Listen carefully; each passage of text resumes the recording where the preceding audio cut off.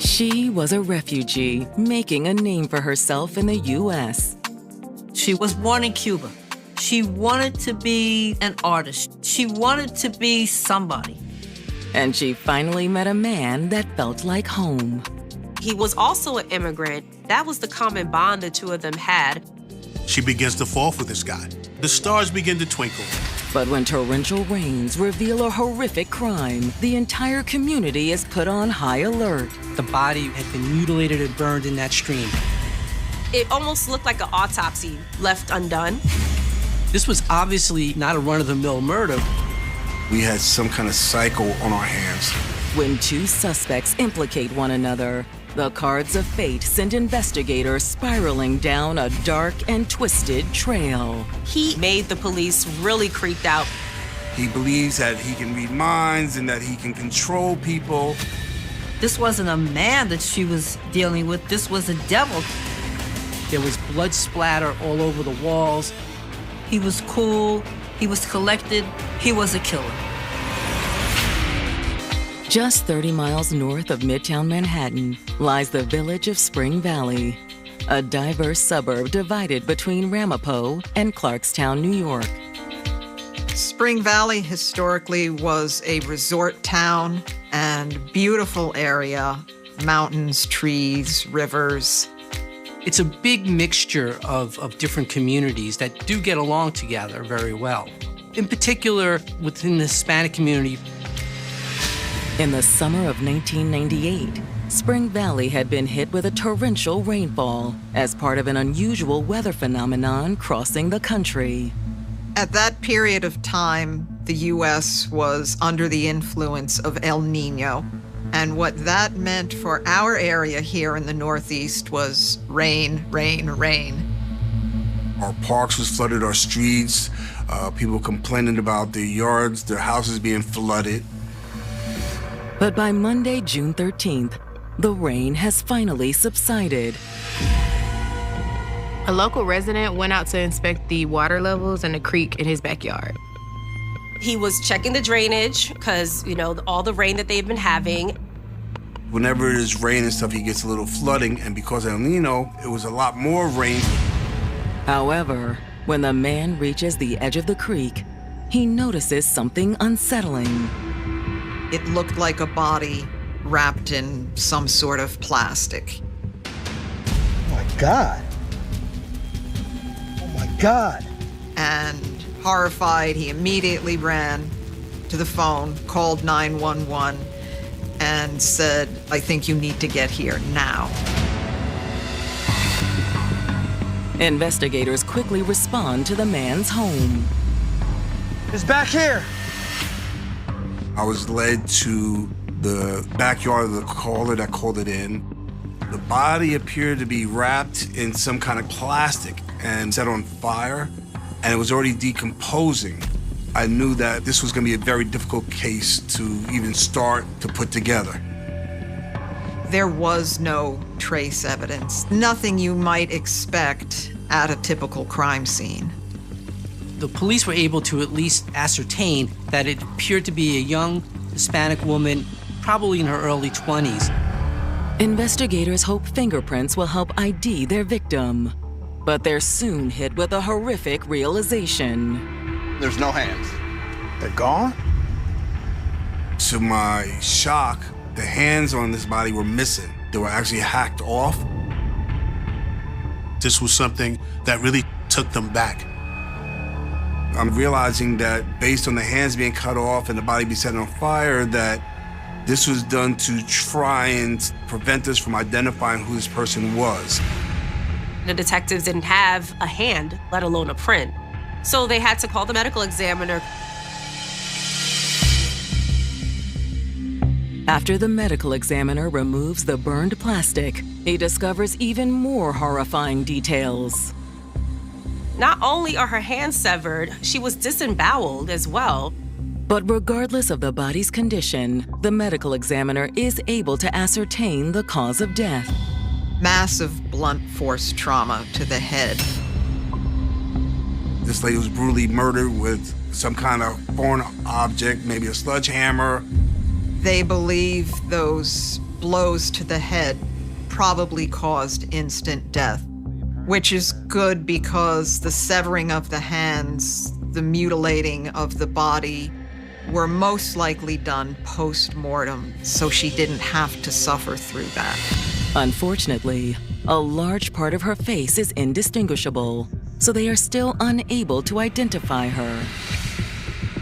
We really had nothing to go on, but luckily I've worked with this awesome officer from Clarkstown who is also a sketch artist. So I immediately contacted him. He was able to duplicate one side of the face to match the other side of the face so that you now had a face in its entirety. This sketch was then put to all the newspapers and television stations in the New York tri-state area. And before long, they get a call from a local man named Stanley Ellis. Anderson. I'm calling about the girl in the newspaper. He immediately recognized the sketch, particularly the gap in the teeth. It was his missing friend, 20-year-old Beatrice Alvarez. He said that was my friend Beatrice. I hadn't seen her in over a month. I wondered what happened to her.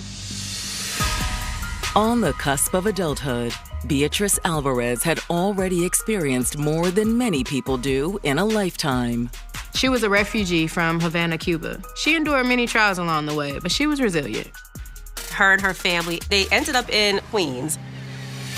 But like many hoping to achieve the American dream, the obstacles they faced proved to be insurmountable. They did fall on hard times, and unfortunately it broke the family up. The brother and the sister, they moved away. The mother ended up, I believe, in a homeless shelter. Although she did come from this background where her family struggled, Beatrice did not let that stop her. She became a hairdresser to earn a living. She was talented in that way. Anybody that she came in contact with instantly fell in love with her because she just had that charming personality. She always had a smile. She was always upbeat. She was always determined. But doing hair wasn't Beatrice's true passion. She liked to do hair as a profession, but her heart and soul was really much into the fine arts and she wanted to be an artist. One of her prized possessions was her sketch pad, and she took it with her everywhere she went. She wanted to be somebody. She wanted to live the artist life. She was trying to aspire to reach the American dream. Having spent much of her life alone, Beatrice also yearned for companionship. And during the spring of 1998, she thought she'd found just that in local shop owner Felipe Rivera. Hey. Hi. How was work? It was good. A little slow, but it gave me time to work on my sketches. She is in love with him and is ready to start this life with him. However, she then meets his friend, Vinicio. Hola, Felipe. Vinicio. Vinicio walks in, and that's all that she can see. Hey, Vinicio, this is my girl, Beatrice. Nice to meet you, Beatrice. Nice to meet you. You two want to grab some lunch today? Ah, man, I can't. I have to stay behind and man the store. Felipe encouraged her to go get lunch with Vinicio. Hey, you two be good. They decide to go out for lunch together, and that was it. She's totally into this guy. It was one moment where they were actually alone together, just talking and getting to know each other, and sparks started to fly. These are amazing. Thank you. I want to be an artist full time, but city can be a lot, you know? Trust me, I get it. Vinicio was also an immigrant. He came from South America, and that was the common bond the two of them had. He's 32, and he seems to have this stuff together. He's got his own place. He's got a job, a good job, too. Vinicio was working at a military manufacturer. It's not easy to survive here, but hard work and determination will get you a long way. You think so? Feels kind of hopeless sometimes. I won't let you give up. You got real talent, B. She opens up herself to a situation where she begins to fall for this guy. the stars begin to twinkle. It's always that, for lack of a better term, that apple in the garden, that forbidden fruit. Listen, I've actually got some connections. I think I could help you. Really? Yeah. That'd be amazing. Ultimately, Beatrice decided that she would leave her boyfriend and go live with Vinicio Valverde. But now, after receiving a call from her friend, Stanley Ellis, detectives believe Beatrice Alvarez is the woman found brutally murdered and dismembered in a local creek. Yeah, that sketch looks exactly like her. Her hands had been cut off, and she had been disemboweled, burned. Very dangerous, maybe deranged person that will go to these kind of extremes. We had some kind of cycle on our hands.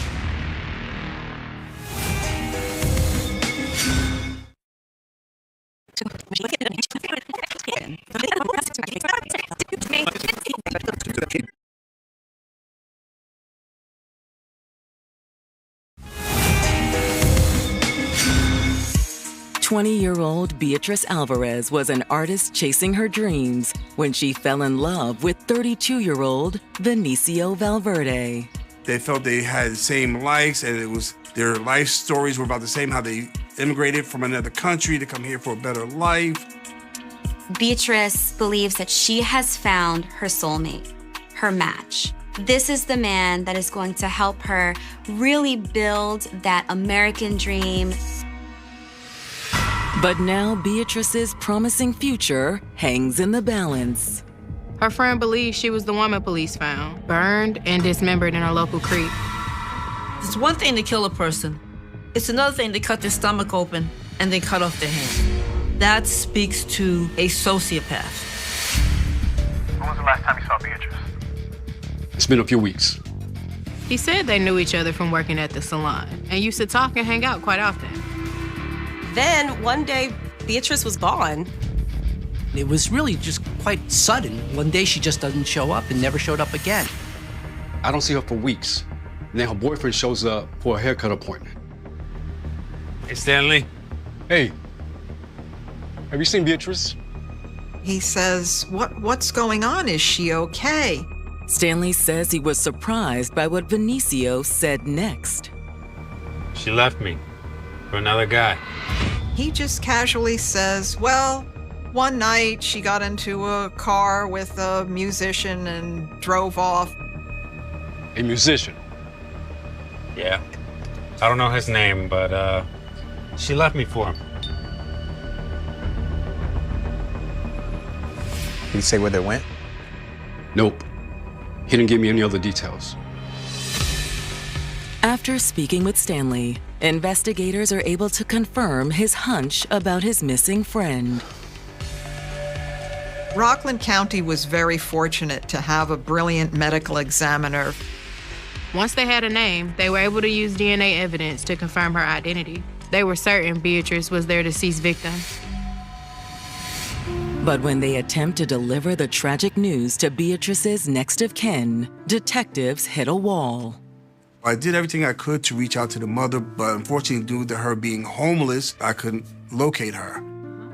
As Beatrice's family had been dispersed really across the country, it was very difficult to track down the next of kin. Thanks. But eventually, the brother called, and I actually spoke to him on the phone, and he was informed that his sister was killed.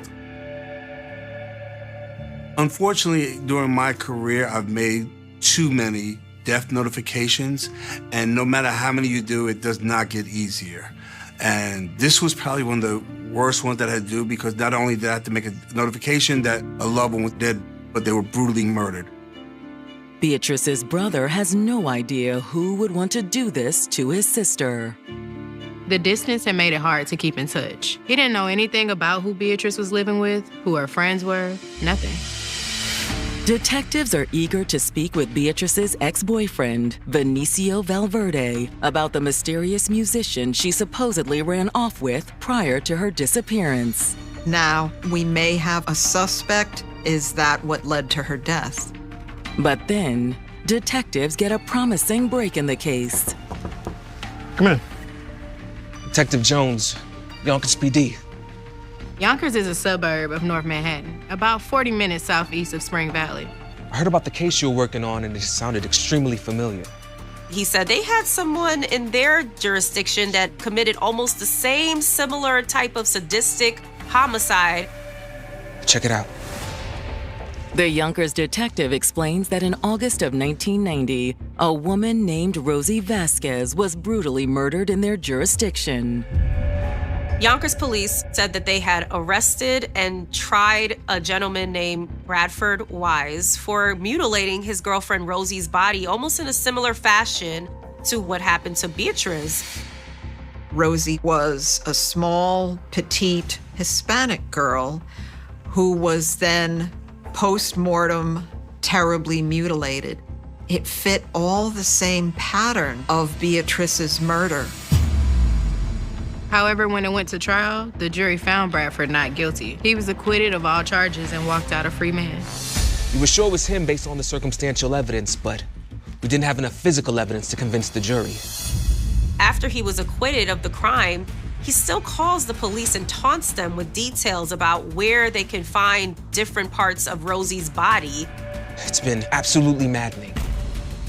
The police can't do anything about it because double jeopardy, meaning he can't be rearrested and retried for a crime he was already arrested and tried and acquitted of. But Yonkers police are convinced if Bradford got away with murder once, he could have tried to do it again. If it quacks like a duck, it must be a duck. So Bradford became the #1 suspect. It started to really sound like we had a serial killer on the loose.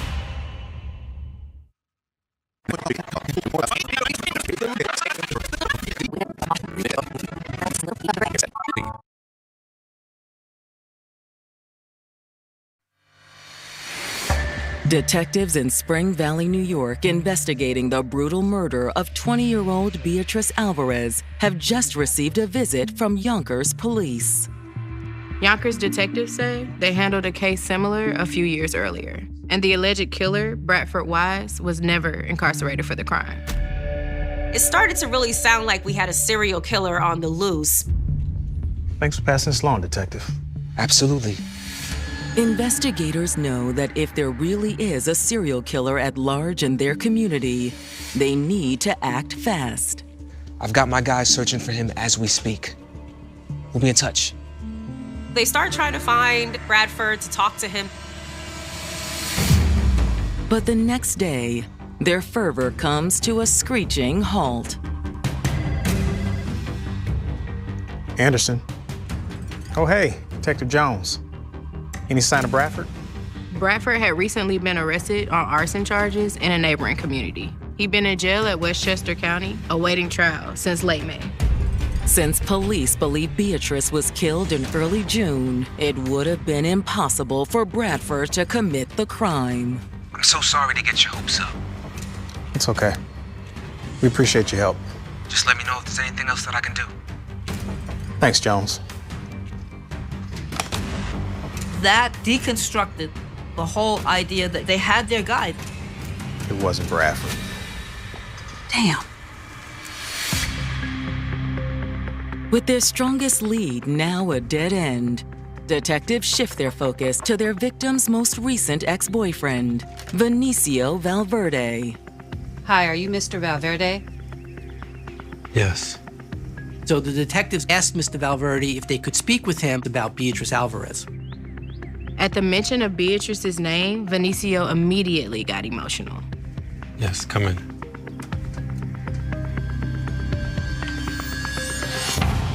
I still can't believe she's gone. Vinicio invites the police into his apartment. And something inside immediately catches the attention of detectives. What caught my eye right away was this makeshift shrine, or whatever we want to call it. It had upside down prayer cards. It had pictures of women, some with pins in them.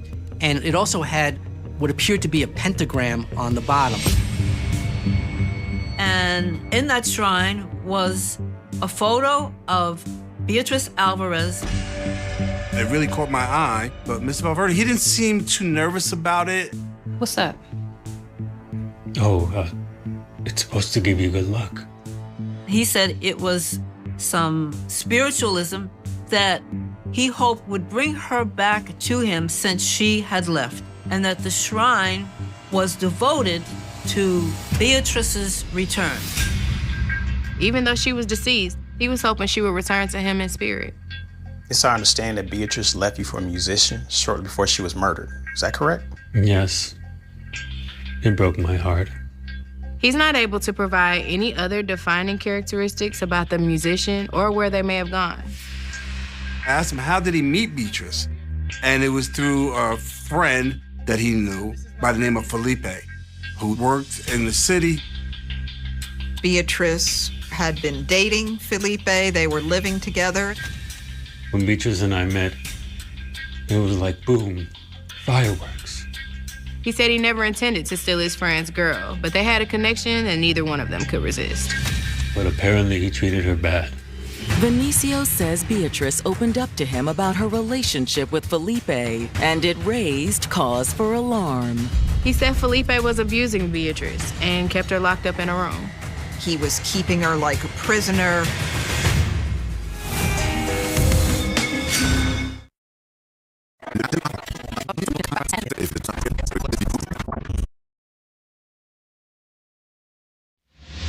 Spring Valley detectives are speaking with Vinicio Valverde about the murder of his ex-girlfriend, 20-year-old aspiring artist, Beatrice Alvarez. According to Vinicio, Beatrice had a tumultuous relationship with her other ex, Felipe Rivera. He would hit her. He would lock her up. How do you know this? She told me. Beatrice had told him that he was keeping her like a prisoner. He was trying to poison her. He was abusive, and she couldn't get away fast enough. Vinicio says he knew he needed to step in to save Beatrice. He was able to convince her that if she left Felipe and left with him, that he can give her a better life.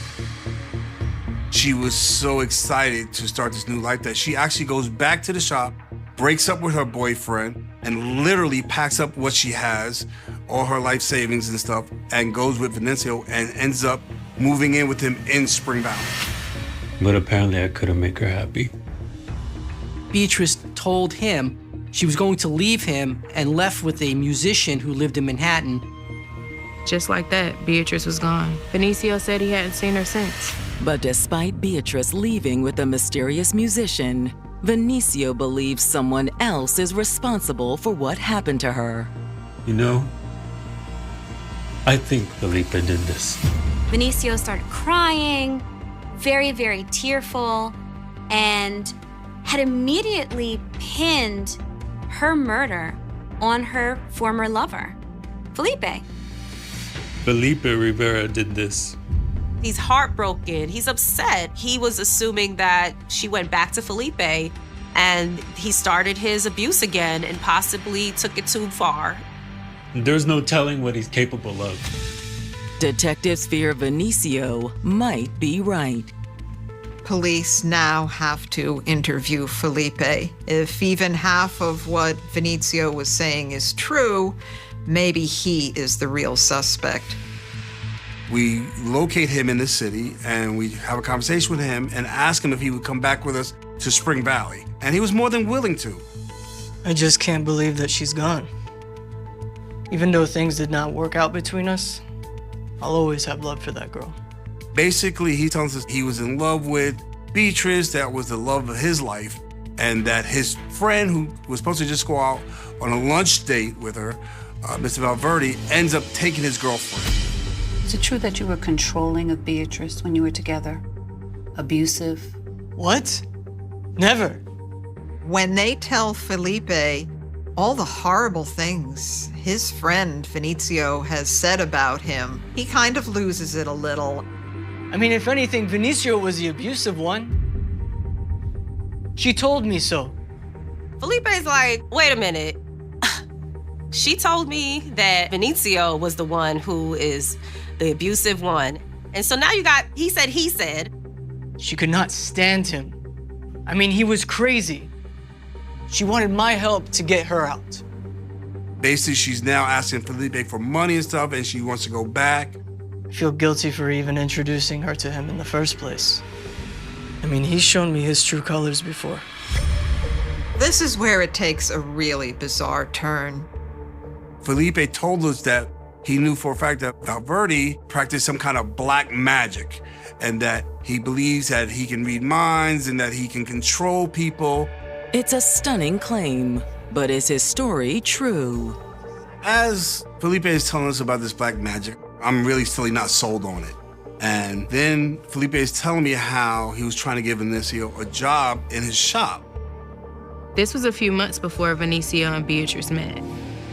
Vinicio Valverde was trying to offer his services of being what you would, I guess, call a mind reader, a psychic, someone that can heal people. Felipe thought Vinicio's services would be a great addition to his shop, but shortly after being hired, the situation took a chilling turn. This looks good. Something's not right. What do you mean? I guess he felt that the energy in the store needed to be shifted. A sacrifice must be made. And so he had a dove with him, and he wanted to sacrifice the dove in the store to purify it. Wait, Vinicio, this is too much. Fine. You just don't understand. Mr. Valverde instead took out a syringe and put it into the dove, drew out some blood, and then put a drop of the blood from the dove in each of his eyes. Vinicio thought he had power through black magic, power over women, power to control situations. And this is how he used these sacrificing techniques and other rituals. Was Beatrice Alvarez just another one of Vinicio's sacrificial lambs? It's beyond sociopathy. It's beyond psychopathology.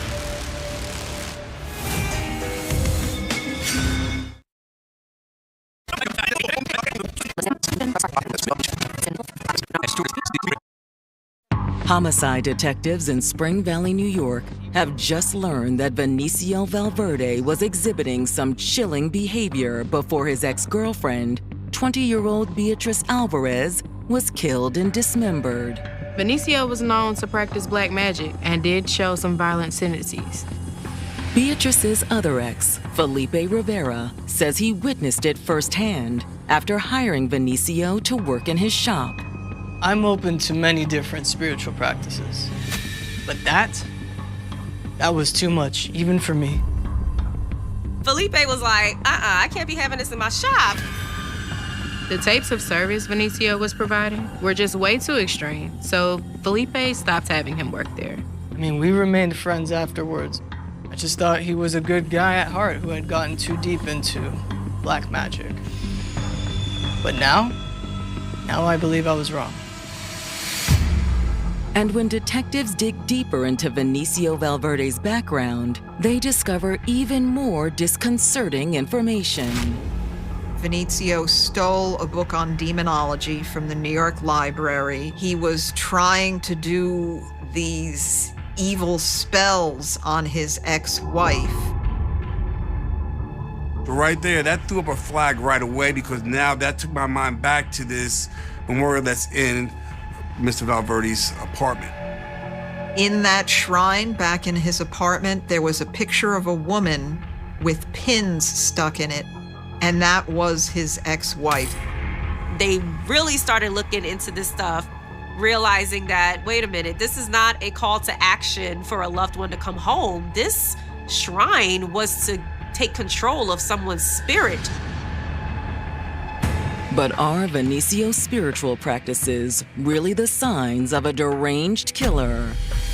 The detectives did their research and learned that whenever someone who practices black magic kills somebody, they keep a trophy of the person to keep their spirit under control in the afterlife. They must take a body part and keep it close to them. And as long as they have that body part, the soul cannot come back to haunt them or hurt them. So they felt like if Vinicio really did this, he may have some parts of Beatrice in his home, most likely her hands, since they know that they were missing from her body. On July 14th, Spring Valley police execute a search warrant at Vinicio's apartment, and inside the bedroom, they make an alarming discovery. To my shock, there was blood everywhere. There was blood splatter all over the walls. There was blood on the floor. As soon as I flipped the mattress over at the head part, you could see a big red stain that appeared to be blood. Obviously, things are taking a different turn now after the find of this blood. But that's not all they find. I recall going into one of the dresser drawers, and I found female fingernails and human teeth. And they find a hammer, and what they remember from the ME's report was that Beatrice's body was hit, blunt force trauma to the head. There was a saw and a large knife, so you could see that these were probably the murder weapons. Investigators also locate something near and dear to Beatrice, her sketchbook. So I had already learned that Beatrice did not go anywhere without her sketchbook. That was her world.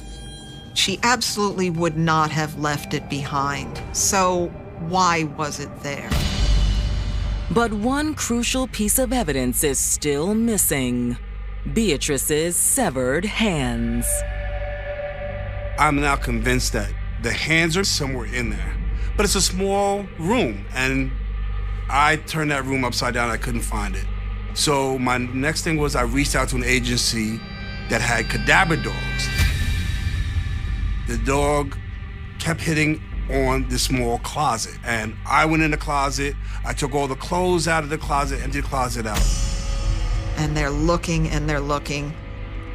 Dogs know, and the handler knows this dog is sensing something, but they just don't see anything. But then the dog starts to get on his hind leg and starts pointing up. And so the police are looking up. And the handler looked up inside the closet, and he saw what appeared to be a false ceiling. I see the handler reach up, and he pulls down this fake, and Down dropped a hand, a mummified hand.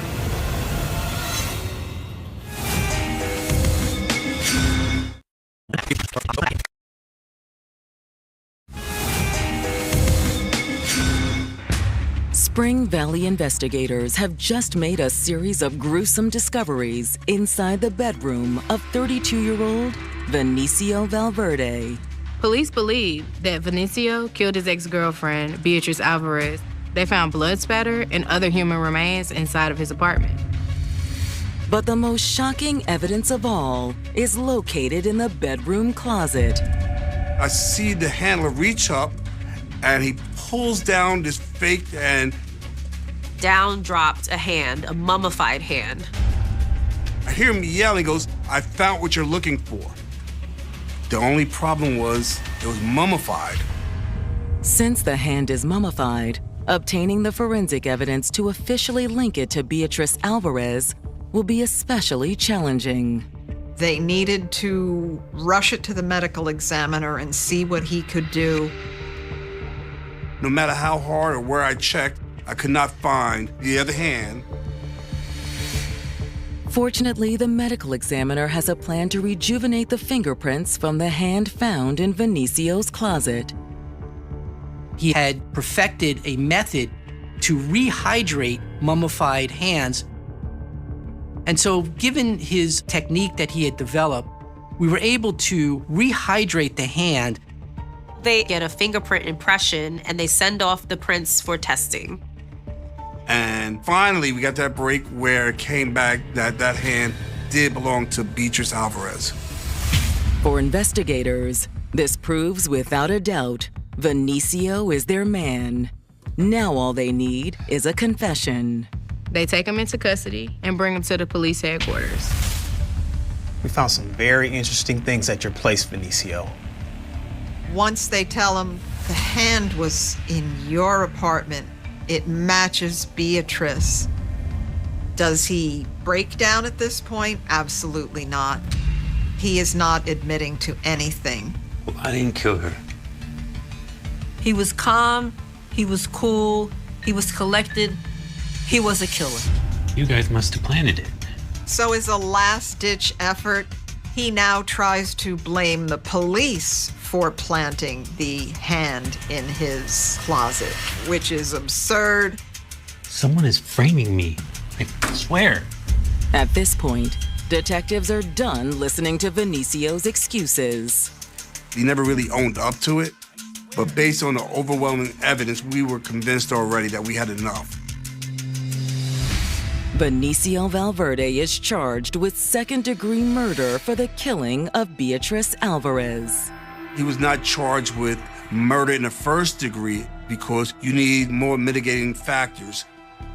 First-degree murder is very difficult to prove because you have to have the perfect set of circumstances to prove first-degree murder. In this instance, the cops did not have witnesses. The body wasn't found until way after the fact. And Vinicio definitely isn't going down easy. While he was pending trial, there was a moment where he tried to kill himself with a bedsheet. He tries to end his life so he doesn't have to face his punishment. Thank God the corrections officers were on duty and they caught it right away and they prevented him from taking his own life. After his failed suicide attempt, Vinicio is strictly monitored until his trial begins in July 1999. This is a person who was aloof, who really didn't have too many social connections, but heavily relied on connecting with the spiritual world. And as the prosecution presents their case, they explain how Vinicio's connection to the spiritual world intersected with a dangerous obsession that led to murder. It was my view of the evidence that we had that this was what you would kind of call a crime of passion. The theory of this is that Mr. Valverde met this gorgeous young lady, instantly fell in love with her. He was very jealous of her, very controlling of her. And his involvement with black magic was starting to make her feel really uncomfortable. Prosecutors say that eventually, Beatrice had enough. Where do you think you're going? I can't stay here anymore, Vinicio. You lost your mind? I'm going.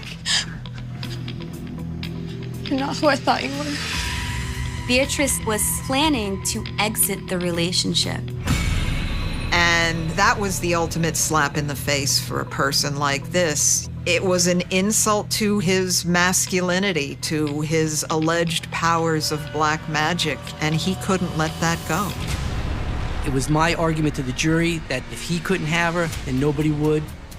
So he carried out his most sadistic ritual yet. First, her skull was bashed. Show you who I really am. And then, after she was killed, he proceeded to humiliate and dismember the corpse. He found a way to remove her from this physical world in efforts to connect with her in the spiritual world so that she would never leave him. After that, Vinicio put her body in plastic bags and took it to a secluded area to burn. But when the body didn't burn completely like he had hoped, he decided to take what was left and throw it in a local creek. For a while, Vinicio thought he got away with murder, but then the storm hit. He didn't expect that weeks later it would flood so bad to push her body downstream, where she was eventually discovered. Oh my God. Oh my God. After a week-long trial, it takes jurors only 5 hours to return with a verdict. It didn't take long for the jury to come back with a verdict of guilty. And Vinicio was convicted of second-degree homicide. Mr. Valverde was sentenced to the maximum under the law of 25 years to life. He is currently serving that sentence. At the trial, there were some family members that did attend on behalf of Beatrice, so it was really satisfying that we were able to bring the family members of Beatrice Alvarez some sense of justice, given the viciousness of this crime. He was denied parole in May of 2023. With her killer now behind bars, Beatrice's memory lives on in those who knew and loved her. We lost a major, I want to say, in The cold in Saskatoon did not arrive like a storm. It arrived like a sentence. Quiet. Slow. Patient. By late November, the streets had already learned how to sound empty. Tires hissed softly over black ice. Frost gathered at the corners of traffic lights. Apartment windows glowed weakly against the endless prairie darkness, and every breath outside became visible proof that survival itself required effort. In that part of Canada, winter was not simply weather. Winter was authority. It decided who stayed indoors and who disappeared into the night. And for decades, there were whispers that some men had learned how to use that cold as a weapon. The stories moved through indigenous communities in low voices, usually after midnight, usually between people who no longer trusted police cruisers slowing down beside them. Stories about officers who would pick up native men for drunkenness or loitering or sometimes for nothing at all. Stories about headlights fading beyond the edge of town. Stories about boots crunching through snow beside empty roads. Stories about men left alone beneath a sky full of stars while temperatures dropped low enough to freeze skin in minutes. Most people outside those communities never heard the stories. Others heard them and laughed them off like urban legends. A few heard them and chose not to ask questions. But the prairie remembered. The snow remembered. And somewhere outside Saskatoon, under a sky sharp with winter stars, bodies kept appearing in the cold. On the night Neil Stonechild disappeared, the city seemed almost peaceful. 17 years old. Too young to understand how quickly a human life could vanish once the temperature plunged below -28°C. Too young to know that there are places where justice freezes long before bodies do. Witnesses would later remember fragments. A teenager laughing earlier that evening. A patrol car. Flashing lights reflecting against dirty snowbanks. Handcuffs. Then darkness swallowing everything after midnight. The kind of darkness unique to the Canadian prairie, where the land stretches so wide and flat it feels as though the world itself has ended. Hours later, while families slept behind locked doors and heaters rattled through tiny homes, Neil was somewhere outside the city limits. No streetlights. No shelter. No sound except the wind scraping over frozen fields. Imagine standing there alone. Your face burning from the cold. Your fingers slowly losing sensation. Breath turning heavy in your chest. Every direction identical. No way to judge distance in the dark. No way to know whether the faint lights on the horizon are close enough to reach before your body begins shutting down. Hypothermia does not kill dramatically at first. It seduces. It convinces people to lie down. To stop fighting. To close their eyes for just a moment. The next morning, Neil Stonechild's body was found frozen in a field on the northwest edge of Saskatoon. One shoe missing. Cuts and bruises on his body. Frozen grass pressed beneath him like broken glass. Police quickly suggested exposure and intoxication. Another Indigenous teenager drinking in the cold. Another tragedy explained away before the questions even started. But there were details that refused to disappear. Witnesses who swore they had seen him in the back of a police cruiser. Injuries inconsistent with the official narrative. Reports that seemed incomplete. Statements that shifted over time. And beneath all of it, something heavier than suspicion lingering in the Indigenous neighborhoods of Saskatoon. Not shock. Recognition. Because Neil's death did not feel isolated to them. It felt familiar. Families began looking at police vehicles differently after dark. Mothers waited awake until sunrise for sons who were late coming home. Men walking alone at night learned to fear flashing lights as much as blizzards. There was already a phrase circulating quietly through Indigenous communities by then. Starlight tours. A phrase that sounded almost beautiful until someone explained what it meant. Officers allegedly driving Indigenous people to the outskirts of town and abandoning them in freezing temperatures under the stars. Some survived. Others did not. And according to rumors stretching back decades, this had been happening for years. The terrifying part was not simply the accusations themselves. It was how ordinary they sounded when spoken aloud by the people who lived there. Like weather reports. Like warnings passed from one generation to another. Don't walk alone at night. Don't trust the police if they stop you outside downtown. Don't get into the cruiser unless someone sees you. Fear had become procedural. In the years after Neil Stonechild's death, Saskatoon continued moving forward on the surface. New buildings rose downtown. Hockey games filled arenas with noise and beer and winter jackets dripping melted snow onto concrete floors. Politicians gave speeches about community and safety. Tourists drove through without noticing the invisible border dividing the city into worlds that barely trusted each other. But under that polished Canadian image, anger was spreading quietly. Indigenous families kept burying sons. Stories kept resurfacing. And every winter carried the same unspoken dread. Then came January of 2000. The kind of cold that hurts the moment you inhale it. The kind of cold capable of freezing exposed skin within minutes. On one of those nights, a Cree man named Darrell Knight encountered police officers while walking home. He had been drinking. He was not armed. He was not violent. But according to his later testimony, officers placed him inside their patrol car and drove him away from the city. Past neighborhoods. Past streetlights. Past safety. The farther they drove, the darker the prairie became. Eventually the cruiser stopped near a power plant on the outskirts of Saskatoon. Snow everywhere.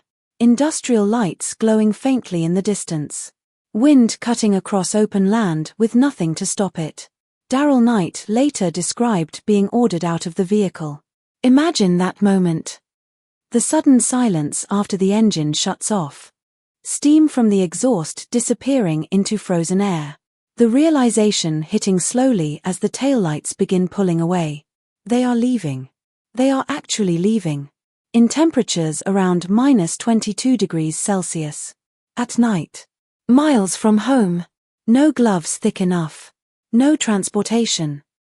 No certainty of survival. Just darkness and cold stretching endlessly across Saskatchewan prairie land. Darrell Knight survived because he kept moving. Because somewhere through panic and freezing exhaustion, he saw the lights of a nearby power station and managed to reach help before hypothermia took him. Most people who survive near-death experiences describe confusion about time afterward. Minutes become distorted. Distances feel unreal. The body enters survival mode and memory fractures into flashes. Snow under boots. Burning lungs. The terror of realizing your hands no longer feel attached to your body. Darrell eventually reached safety and called a taxi. Then he did something that would shake Canada. He spoke publicly. Suddenly, the whispers Indigenous communities had carried for years exploded into national headlines. Starlight tours were no longer rumors exchanged in kitchens after midnight. They were front-page news. Journalists flooded Saskatoon. Activists demanded investigations. Police denied systemic wrongdoing while admitting isolated misconduct. And across Canada, people began asking themselves a horrifying question. How could something like this happen in a country that viewed itself as civilized, tolerant, and just? But the deeper investigators looked, the darker the picture became. Not because there was one smoking gun. There rarely is in cases tied to institutional abuse. The horror came from patterns. Similar stories. Similar victims. Similar outcomes. Indigenous men found frozen outside city limits over multiple decades. Complaints ignored. Witnesses dismissed. Files mishandled. And beneath every unanswered question lingered the same uncomfortable possibility. What if the cold itself had become the perfect murder weapon? No gunshots. No blood-soaked crime scenes. No dramatic forensic evidence. Just winter doing what winter always does on the Canadian prairie. Freezing flesh. Silencing lungs. Erasing footprints beneath fresh snowfall. Hypothermia leaves behind ambiguity, and ambiguity protects systems that do not want scrutiny. By the time public inquiries finally began examining Neil Stonechild's death years later, the emotional damage inside Indigenous communities had already spread across generations. Parents taught children survival strategies not against strangers in alleys, but against police. Trust in law enforcement had collapsed long before government officials publicly acknowledged the crisis. And even then, acknowledgement came slowly, reluctantly, wrapped in legal language and political caution.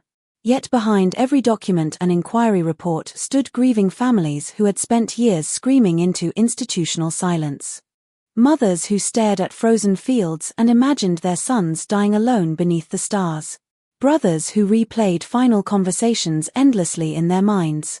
Survivors carrying guilt because they escaped when others did not. What makes the Saskatoon freezing deaths so disturbing is not only the brutality of the alleged acts.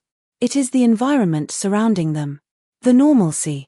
The way entire systems appeared capable of absorbing accusations of unimaginable cruelty without immediately collapsing under moral outrage.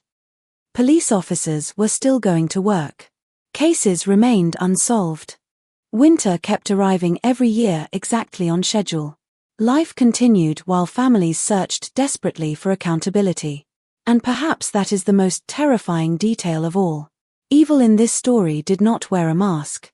It drove marked police cruisers beneath official city lights. It filled out paperwork. It existed inside institutions designed to protect the public. The prairie nights around Saskatoon remain brutally cold even now. The roads outside the city still cut through endless darkness where the sky opens wide above frozen land. Travelers passing those highways today may see nothing unusual. Just snowfields. Power lines. Wind sweeping across Saskatchewan farmland.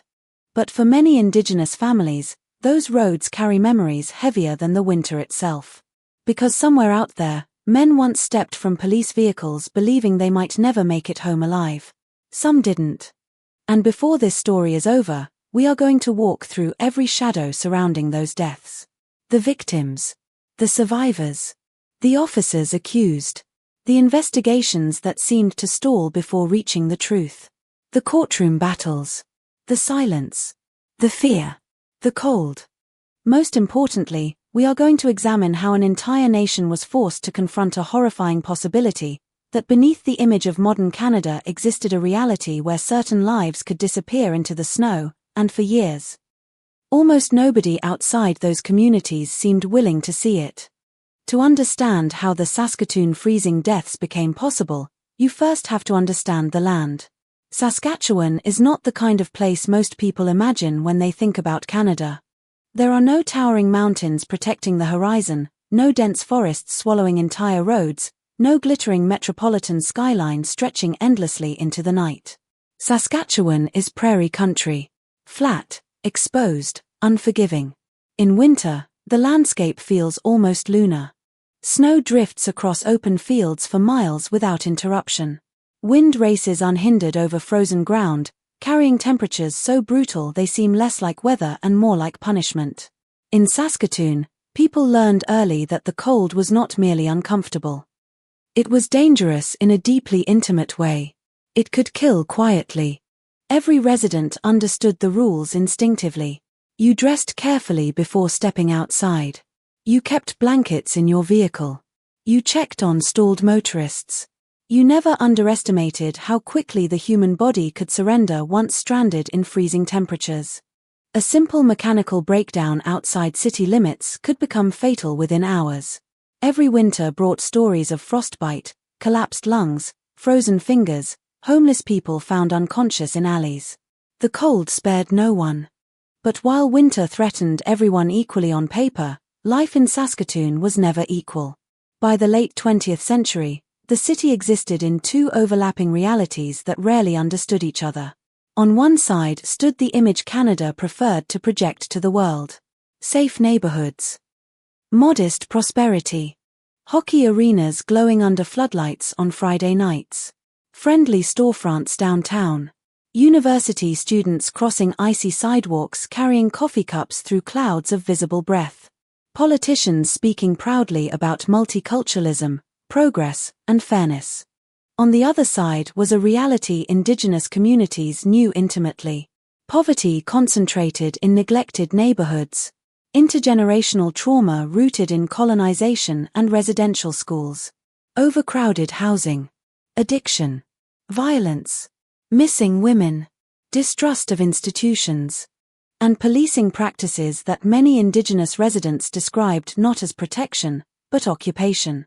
Saskatoon had a long and painful racial divide long before the phrase Starlight Tours entered public consciousness. Indigenous families often spoke about being stopped by police for no clear reason. Young Native men described harassment so routine it became expected. People learned to lower their eyes during encounters with law enforcement, to avoid sudden movements, to comply immediately because escalation carried unpredictable risks.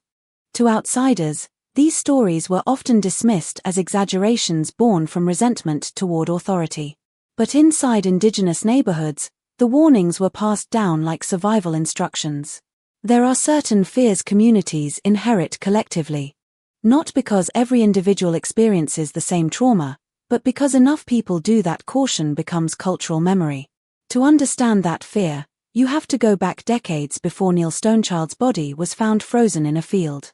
Canada's relationship with Indigenous peoples had already been scarred by generations of violence disguised as policy. Residential schools had torn children away from their families in the name of assimilation. Indigenous languages and traditions were systematically erased. Physical abuse, sexual abuse, starvation, and neglect inside those institutions left permanent wounds across entire communities. Many survivors emerged carrying trauma that affected not only them, but their children and grandchildren. Alcoholism, depression, addiction, homelessness, and family breakdown did not emerge in isolation. They were connected to a system designed for over a century to dismantle Indigenous identity itself.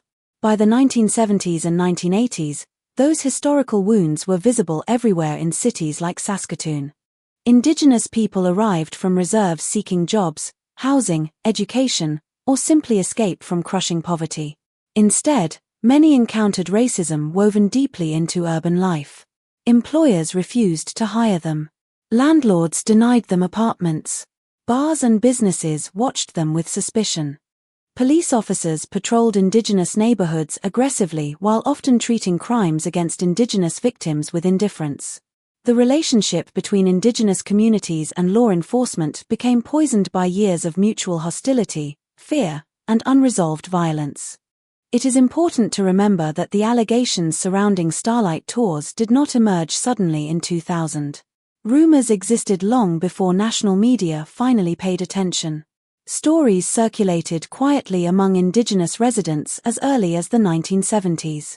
Men claimed they had been picked up by police for public intoxication or minor disturbances, driven outside city limits, then abandoned in freezing temperatures. Some survived by sheer luck. Others never officially reported what happened because they believed nobody would believe them. Imagine carrying a story like that into a police station. Imagine trying to explain that officers themselves had become the threat. For many Indigenous residents, reporting abuse to authorities felt pointless. Institutions rarely listened. Complaints disappeared. Officers denied wrongdoing.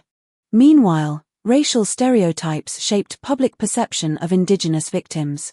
Drunkenness became an easy explanation for everything. If a Native man froze to death, many people simply assumed he had wandered off intoxicated. Questions ended there. This atmosphere created fertile ground for abuse because accountability depends on empathy, and empathy was unevenly distributed. During winter nights in Saskatoon, police cruisers regularly patrolled downtown areas where homeless shelters, bars, and liquor stores clustered together. Officers often encountered intoxicated individuals sleeping in stairwells, wandering streets, or causing disturbances. Public drunkenness itself was not uncommon in harsh prairie cities where alcoholism and homelessness intersected heavily with poverty. Officially, police had procedures for handling intoxicated individuals. They could arrest them, place them in protective custody, transport them to detox centers, or simply drive them home if circumstances allowed. But allegations surrounding Starlight Tours suggested something far darker happening unofficially beneath formal procedures. Something hidden in the spaces between paperwork and reality. Something difficult to prove precisely because the victims were vulnerable people already marginalized by society. Saskatoon's geography made the allegations especially horrifying.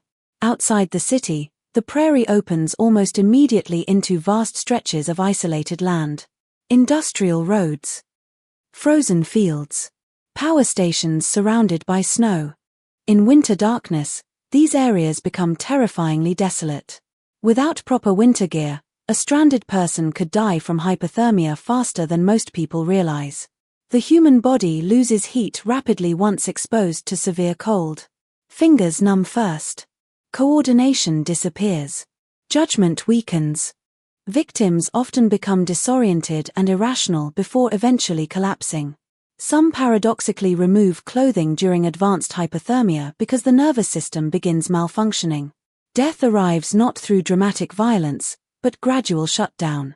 A body simply stops being able to fight the environment. For someone intentionally abandoned outside city limits at night, survival depended almost entirely on luck. Could they find shelter quickly? Were they sober enough to navigate? Did they know the area? Was there traffic nearby? Did someone notice them before exposure became irreversible? Every variable mattered. And for indigenous residents hearing rumors of starlight tours, every police encounter after dark carried an additional layer of dread. By the 1990s, Saskatoon itself was struggling with rising tensions surrounding race, crime, and poverty. Local newspapers often framed indigenous issues through the language of social disorder. Crime reporting disproportionately focused on indigenous suspects while indigenous victims received less attention unless circumstances became impossible to ignore. Political leaders emphasized law and order. Many white residents viewed complaints about systemic racism defensively, insisting Canada was fundamentally fair and tolerant compared to other countries. This national self-image became part of the problem.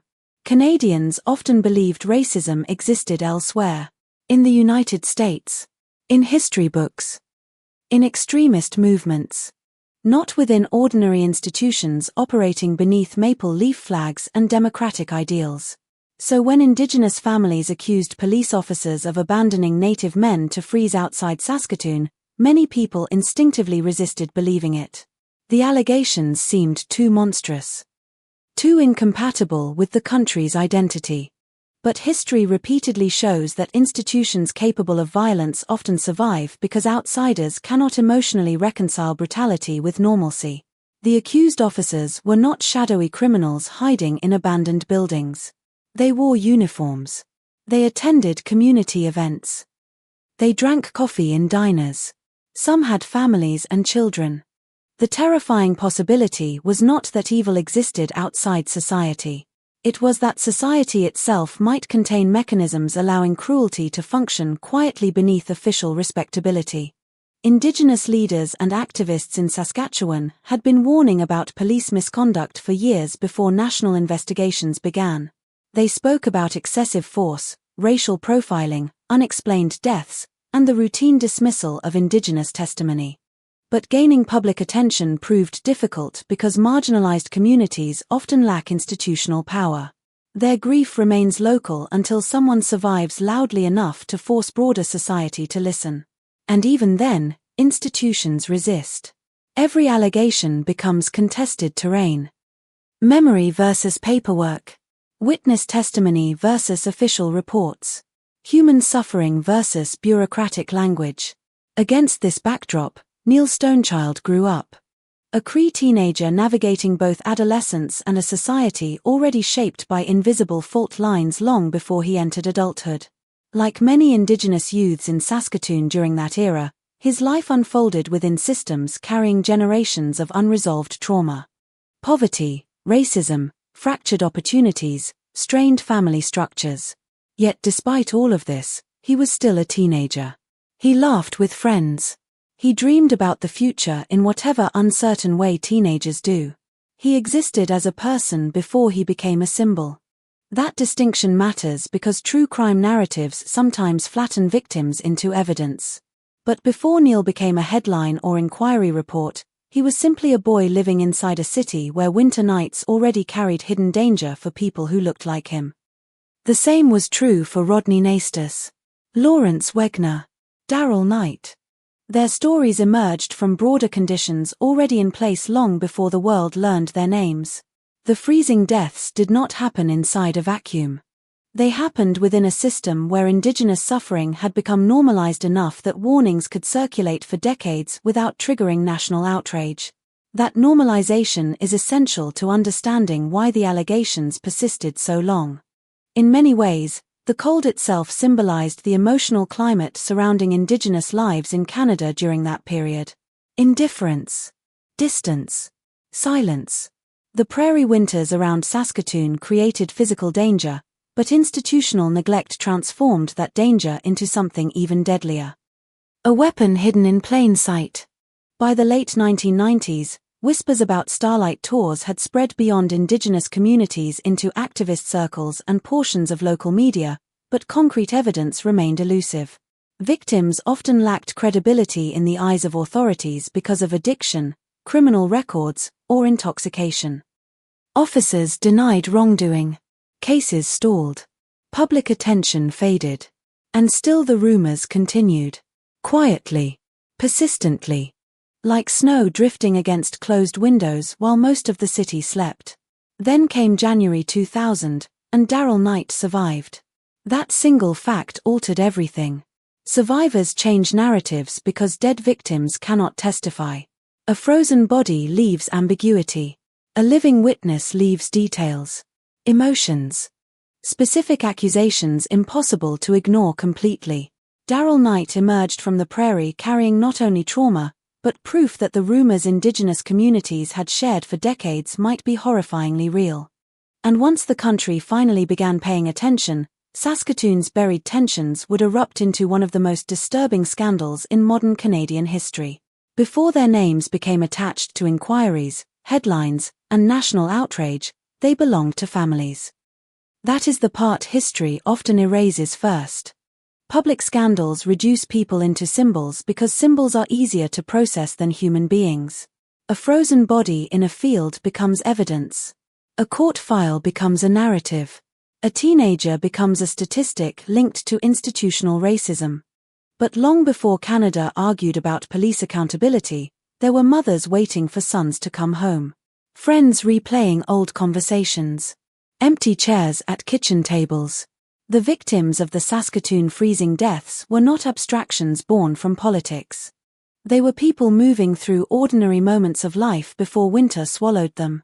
Neil Stonechild was 17 years old when he died. 17. An age balanced awkwardly between childhood and adulthood, when boys still carry traces of innocence even while trying desperately to appear older than they are. Friends remembered him as quiet at times, funny at others, capable of slipping between moods the way teenagers often do. He grew up within the realities many Indigenous families in Saskatchewan faced during the 1980s and early 1990s. Poverty was not unusual. Family instability was not unusual. Encounters with racism were certainly not unusual.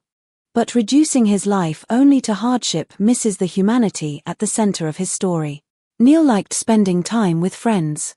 He wandered the city the way teenagers do when home feels complicated and the streets offer freedom, even if that freedom is fragile. People who knew him remembered his smile more than anything else. A teenager trying to navigate identity, survival, and belonging in a city already divided along invisible racial lines. There is something especially tragic about teenage victims because adolescence itself is built around unfinished possibilities. Adults can look at troubled teenagers and imagine futures still waiting to happen.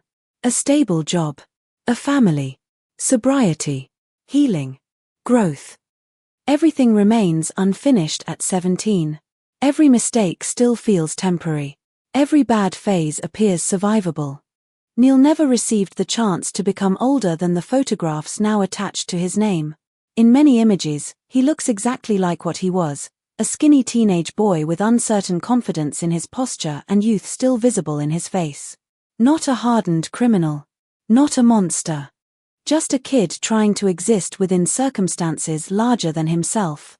During the months leading up to his death in November 1990, Neil drifted between friends and relatives at times, like many vulnerable teenagers living unstable lives.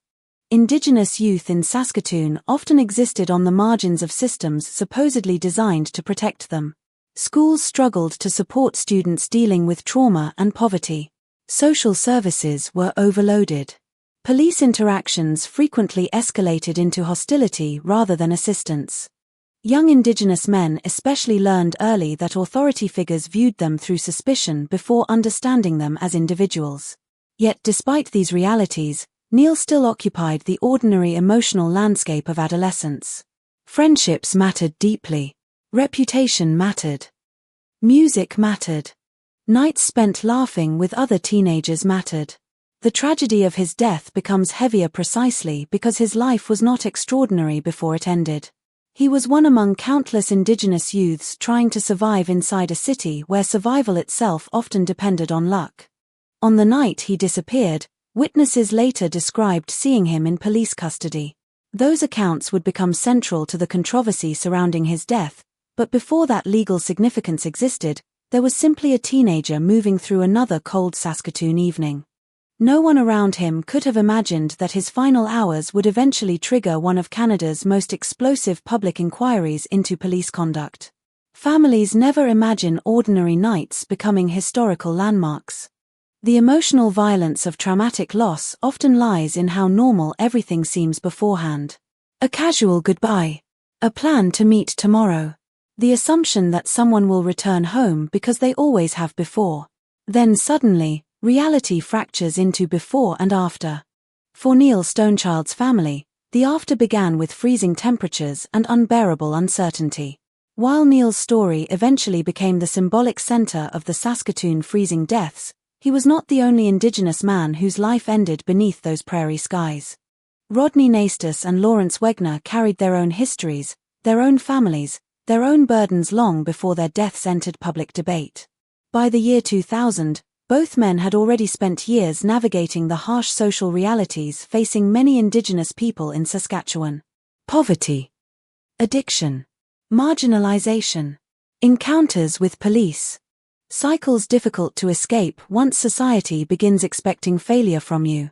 Rodney Naistus was a father. That detail alone changes the emotional gravity of his story. Somewhere beyond headlines and investigative reports existed children connected permanently to his absence. Loved ones remembered him not only through the circumstances of his death, but through ordinary memories accumulated over years. Conversations, holidays, shared meals, mistakes forgiven, moments impossible to reconstruct fully once someone is gone. Like many men struggling with addiction and instability, Rodney lived within systems that often treated vulnerable Indigenous people as disposable long before death arrived. Society tends to judge victims harshly when they are poor, intoxicated, homeless, or involved with the criminal justice system. Compassion becomes conditional. Public empathy weakens. Yet vulnerability does not erase humanity. In fact, vulnerability often reveals how much a society values certain lives over others. Lawrence Wegner's life reflected similar struggles. Friends described him as someone capable of kindness and humor despite difficult circumstances. Like many Indigenous men living on the margins, he moved through a world where safety could disappear quickly. Encounters with police were part of everyday reality. So was cold. So was survival. During prairie winters, vulnerable people in Saskatoon constantly negotiated danger in ways more privileged residents rarely considered. Where to sleep. How to stay warm. Which streets felt safer after dark. Which officers to avoid. Every winter night became a calculation. And for Indigenous men carrying trauma, addiction, or homelessness, those calculations often unfolded within environments already shaped by systemic neglect. The emotional weight of the Saskatoon freezing deaths becomes clearer when viewed through the families left behind. Public discourse often focuses on institutions, policies, and legal outcomes. But grief operates differently. Grief is intimate. It lives inside homes. It lingers in unanswered phone calls and birthdays that suddenly become unbearable. Families of Indigenous victims frequently faced not only loss, but the additional pain of watching authorities dismiss or minimize their loved ones' deaths. Imagine hearing officials imply your son simply drank too much and wandered into the cold. Imagine suspecting something far more sinister happened while lacking the power to prove it. Every incomplete investigation becomes another wound layered atop grief itself. Many indigenous families already distrusted police long before these deaths gained national attention. Historical experience taught them caution. Residential schools had shattered trust in government institutions. Child welfare systems continued removing indigenous children from families at disproportionate rates. Violence against indigenous women often received inadequate investigative attention. Within that broader context, the freezing deaths felt less like isolated tragedies and more like symptoms of a larger pattern of dehumanization.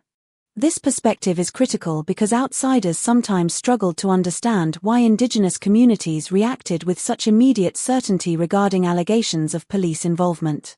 The answer lies partly in accumulated experience. Trauma teaches pattern recognition.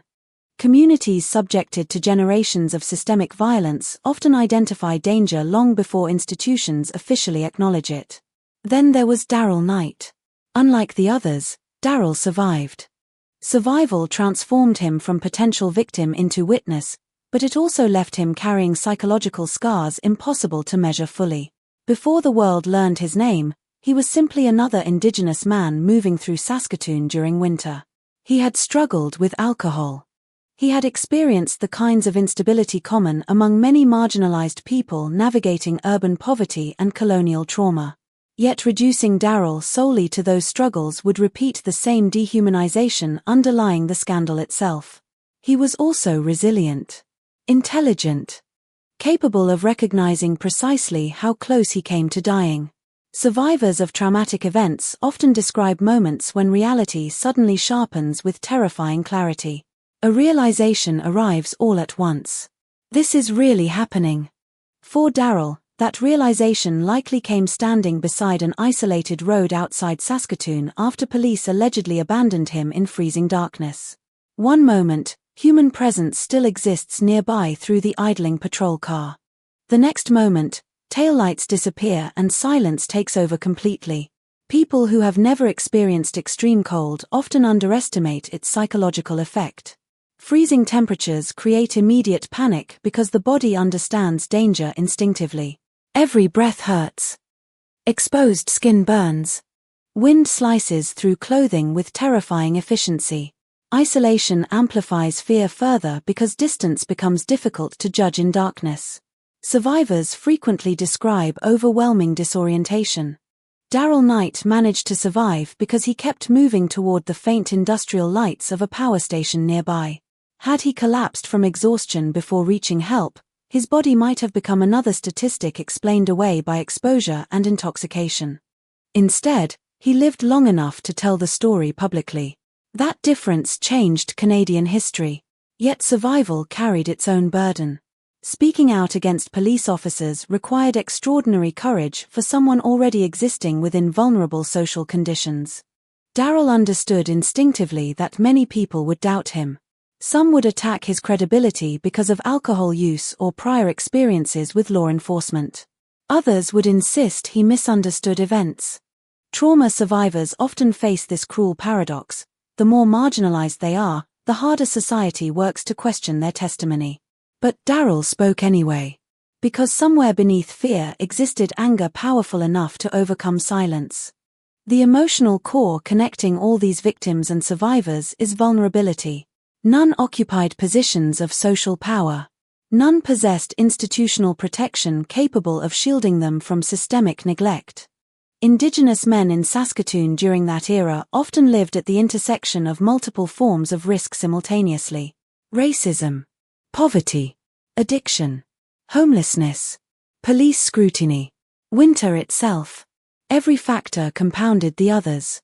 Yet despite these hardships, their lives still contained ordinary humanity too often overlooked in public narratives. They laughed with friends, worried about money, carried childhood memories, loved people and were loved in return. They were not merely symbols of injustice. They were individuals whose absences created emotional craters inside families and communities. One of the cruelest aspects of institutional violence is how easily victims become flattened into case studies. Reports analyze timelines, injuries, procedural failures. Necessary work, Certainly. But families remember different details. The sound of someone laughing during dinner years earlier. The way they wore jackets half-zipped even in winter. The final conversation before disappearance. Grief preserves personality in fragments while institutions focus on evidence. In the case of the Saskatoon freezing deaths, Indigenous families often felt forced to fight two battles simultaneously. One against loss itself. Another against systems reluctant to treat their loved ones' lives as fully valuable. As public attention eventually intensified around these cases, the victims' identities became politically significant. Neil Stonechild evolved into a national symbol of alleged police racism and institutional cover-up. Daryl Knight became proof that Starlight Tours were not simply rumor or myth. Rodney Nastus and Lawrence Wegner became central figures in debates about accountability and systemic discrimination. Yet beneath every headline remained the same devastating truth: none of these men should have become symbols at all. Their lives should have continued quietly beyond public scrutiny. Neil should have grown older. Daryl should never have needed to survive abandonment in freezing darkness. Rodney and Lawrence should have returned home alive. Instead, their names became permanently attached to one of Canada's darkest modern scandals because somewhere within Saskatoon's frozen nights, human beings began disappearing into the cold, and for far too long, too many people looked away. The final hours before a tragedy are often filled with ordinary details that become unbearable in hindsight. A laugh no one realizes will be the last. Footsteps fading down a hallway. Someone borrowing a jacket against the cold. In true crime, there is always a moment when life still feels normal before the story descends into darkness. For Neil Stonechild, that moment arrived on the night of November 24, 1990, beneath a sky already tightening with winter. Saskatoon was frozen hard that evening. Snow crusted along sidewalks in grey uneven banks. The wind moved sharply through the city, pushing cold into every exposed inch of skin. Streetlights reflected off patches of black ice while cars moved cautiously through intersections coated in frost. Inside homes across the city, heaters rattled against the cold and windows fogged softly from human warmth trapped inside. But outside, especially after midnight, the city became something else entirely. Empty. Dangerous. Vast. Neil was 17 years old, drifting through another night with friends and acquaintances like countless teenagers before him. There was drinking involved that evening, according to later reports. Not unusual. Not extraordinary. In many communities shaped by poverty and instability, alcohol blurred into ordinary social life long before adulthood. Teenagers gathered where they could. They moved between homes, parking lots, downtown corners. They searched for warmth, belonging, distraction. Neil was no different. Witnesses later remembered him moving through the city sometime after midnight. Alive. Laughing at moments. Vulnerable without understanding how vulnerable he truly was. The timeline surrounding his final hours would eventually become one of the most contested parts of the entire case. Certain details remained frustratingly unclear. Memories shifted over years. Witnesses struggled to reconstruct exact moments from a freezing night long buried beneath trauma and publicity. But one claim remained consistent enough to haunt the investigation forever. Multiple people later stated they had seen Neil Stonechild in police custody shortly before his death. Some described seeing him handcuffed inside a patrol car. Others recalled interactions between officers and the teenager near downtown Saskatoon.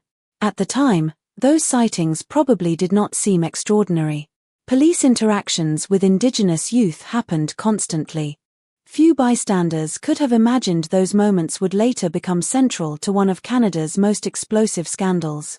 Somewhere during those late-night hours, the story fractured into competing versions of reality. Officially, police later maintained they had no involvement in Neil's death. According to early accounts, he became another intoxicated teenager wandering into fatal weather conditions alone.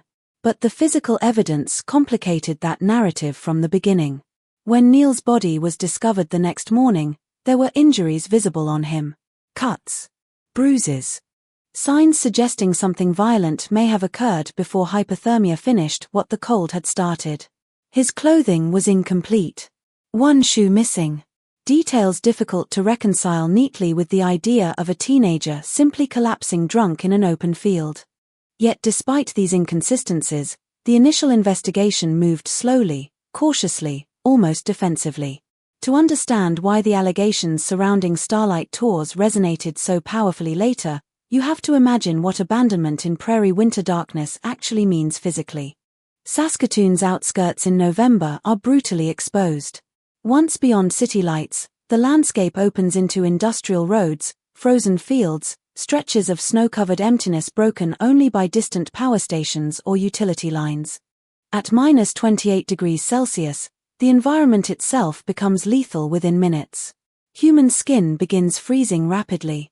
Breathing hurts. Hands stiffen.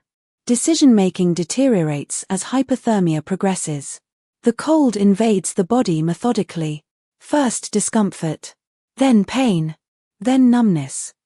Eventually confusion. If Neil had indeed been left outside the city that night, he would have faced conditions almost impossible to survive without immediate shelter. Imagine standing alone beneath those prairie stars. Darkness stretching endlessly in every direction. No traffic. No homes nearby. Wind tearing through thin clothing. Snow crunching beneath shoes while your body desperately burns energy simply trying to stay alive. Fear alone can exhaust a person quickly in such conditions. Every distant light becomes false hope. Every step feels heavier than the last. The body begins betraying itself almost immediately. Fingers stop responding properly. Breathing becomes shallow. Muscles tighten painfully. Then comes disorientation, one of hypothermia's cruelest effects. Victims often lose the ability to think clearly precisely when clear thinking becomes essential for survival. People wander in circles. Sit down just for a moment. Misjudge distances fatally. Some even remove clothing because damaged nerves create sensations of burning heat despite deadly cold. Death by exposure rarely appears violent from a distance. There is no dramatic struggle visible afterward. But internally, it is terrifying. The body slowly shutting down while consciousness drifts between panic and exhaustion. In Neil's case, the mystery deepened because no definitive explanation ever fully accounted for how a 17-year-old ended up freezing to death in that location under those circumstances. The unanswered questions lingered like frost refusing to melt. If he walked there alone, why? If police encountered him that night, what exactly happened afterward? Why did witness testimony appear inconsistent with official accounts? Why were there visible injuries? Why did the investigation seem hesitant from the beginning? Those questions would echo through Canada for years. But Neil's death was not the end of the story. In many ways, it was only the beginning. Because within Indigenous communities, his death fit too neatly into rumors already circulating for decades. Stories about officers driving Native men beyond city limits. Stories about freezing nights and long walks back toward survival. Stories dismissed repeatedly by people unwilling to believe police could weaponize winter itself. 4 years after Neil died, the allegations remained largely buried beneath institutional resistance and public discomfort. Life in Saskatoon continued outwardly unchanged. Police cruisers still rolled through downtown streets after midnight. Indigenous men still disappeared occasionally into the dangerous machinery of poverty, addiction, and exposure. Winter kept arriving every year with mechanical certainty. Then came January 28, 2000. Another freezing night. Another Indigenous man encountering police officers after dark. But this time, someone survived. Darrell Knight had been drinking earlier that evening. Like many vulnerable people moving through Saskatoon's downtown core, he existed within a landscape where police interactions were routine. Officers later claimed they had offered him a ride home. Darrell's account painted something far more sinister. According to his testimony, officers placed him in the patrol car and drove away from the city center. At first, perhaps, there was no immediate panic. Police vehicles transporting intoxicated individuals was not unusual. But eventually the route changed. The city lights thinned behind them. Streets became emptier. Industrial areas replaced neighborhoods. Darkness deepened around the vehicle. Fear likely arrived slowly at first, then all at once. Survivors often describe traumatic realization as a physical sensation before it becomes conscious thought. Something feels wrong before the mind fully understands why. Darrell later described the officers driving toward the outskirts near a power station outside Saskatoon. Snow covered the ground. Temperatures hovered around -22 degrees Celsius. Even brief exposure carried serious danger. Then the cruiser stopped. Imagine the emotional violence of that moment. The engine idling softly, cold air rushing inside as the door opens. Officers telling you to get out. Realizing they are serious. Realizing this isolated road is not temporary. That you are being left there intentionally. Human beings possess a primal fear of abandonment tied deeply to survival instinct. In extreme environments, abandonment becomes psychologically catastrophic because the body understands immediately what the mind struggles to process. Alone means vulnerable. Vulnerable means death. Darrell stepped into darkness surrounded by frozen emptiness. The patrol car eventually pulled away, taillights shrinking against the snow until they disappeared completely. Silence followed. No voices. No engines. Just prairie wind and brutal cold. That silence may have been the most terrifying part. In cities, noise creates emotional reassurance. Somewhere nearby, life continues. But outside Saskatoon at night in winter, silence feels absolute. It presses against the body. It reminds you how alone you are. Darrell later recalled walking toward distant industrial lights visible near a power plant. Survival became simple and brutal. Keep moving or die. Every minute mattered. The cold attacked immediately. Breath burned his lungs. Snow dragged at his feet. Panic fought against exhaustion inside his body. People imagine survival situations as dramatic cinematic moments fueled by courage, but reality is uglier. The body weakens rapidly. Thoughts fragment. Fear becomes physical. A person stops thinking about dignity or politics or injustice. Survival narrows into primitive needs. Warmth. Shelter. Movement. One more step. Then another. Had Darrell sat down for too long, had he lost sight of those distant lights, had the weather worsened slightly, his body might have been found frozen like so many others before him. Instead, he reached the power station and eventually contacted a taxi driver for help. That decision changed everything. Because unlike previous victims, Darrell emerged alive with a story impossible to bury quietly. His survival transformed rumor into testimony. And testimony carries dangerous power, especially when it confirms fears marginalized communities have voiced for decades. Public reaction after Darrell spoke out revealed deep fractures inside Canadian society. Indigenous communities largely responded with grim recognition. Many people believed him immediately because the allegations matched stories already circulating privately for years. Outside those communities, reactions varied. Some expressed horror and demanded accountability. Others doubted the claims instinctively, unwilling to imagine police officers deliberately abandoning someone in lethal weather. Yet Darrell's account was specific, vivid, emotionally coherent. Most importantly, he survived physically long enough to prove the situation had truly occurred. The officers involved eventually faced charges related not to attempted murder, but unlawful confinement. Even that limited accountability felt extraordinary given the broader history surrounding Starlight Tour allegations. During legal proceedings, details emerged that forced Canada to confront uncomfortable truths about race, policing, and institutional credibility. But even before courts became involved, Darrell's survival triggered something larger emotionally. It validated years of whispered fear within Indigenous communities. Parents who had warned children about police encounters after dark no longer sounded paranoid. Survivors who had stayed silent suddenly saw confirmation that their experiences were not isolated. And buried beneath public outrage came another horrifying realization: if Darrell Knight had not survived, would anyone have believed him at all? That question hangs over the entire Saskatoon freezing death scandal like winter fog. How many stories disappeared because victims never returned? How many deaths became simple exposure cases because the dead could not testify? The emotional horror of these incidents lies partly in their ambiguity. No dramatic murder weapon. No public execution. Just cold darkness and vulnerable human beings placed deliberately within it. Plausible deniability wrapped around lethal conditions. By the time broader investigations began reopening old cases, the pattern itself had become impossible to ignore. Indigenous men. Police contact. Freezing weather.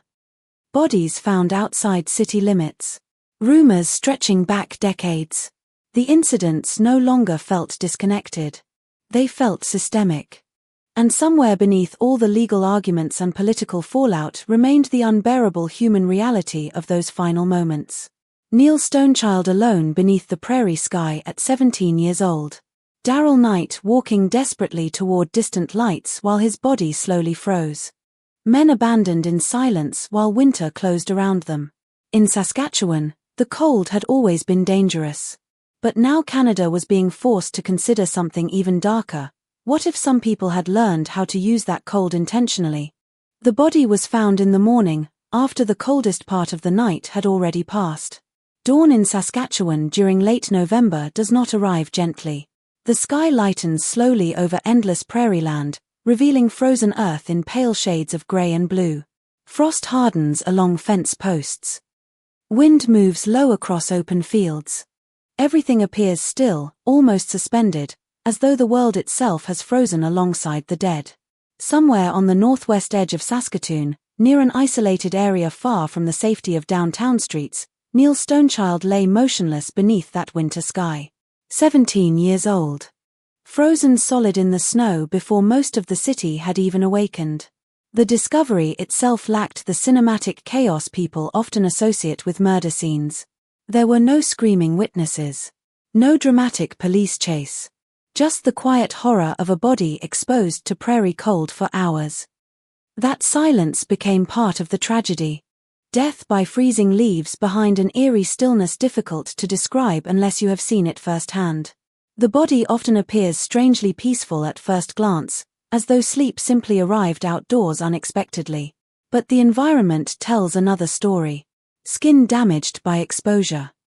Clothing stiffened by ice. Frost collecting against hair and fabric. The land itself becoming an accomplice in preserving the final moments. Investigators arriving at the scene that morning would have immediately understood the danger of the weather conditions. -28 degrees Celsius was not survivable for long without adequate protection and shelter. Yet from the beginning, the official interpretation of Neil's death leaned toward exposure caused by intoxication rather than foul play. Another Indigenous teenager drinking in dangerous weather. Another vulnerable young man overwhelmed by prairie winter. On paper, perhaps, the explanation sounded plausible enough. But the details surrounding the scene complicated everything. Neil's body showed visible injuries. Cuts. Bruises. Marks suggesting physical trauma before death. One shoe was missing, an unsettling detail investigators never fully explained in a convincing way. The position of the body raised questions. Witness statements would later create even deeper uncertainty. And hanging over everything was the testimony from people claiming they had seen Neil inside a police cruiser only hours earlier. True crime investigations often hinge not on one decisive clue, but on the emotional atmosphere surrounding evidence.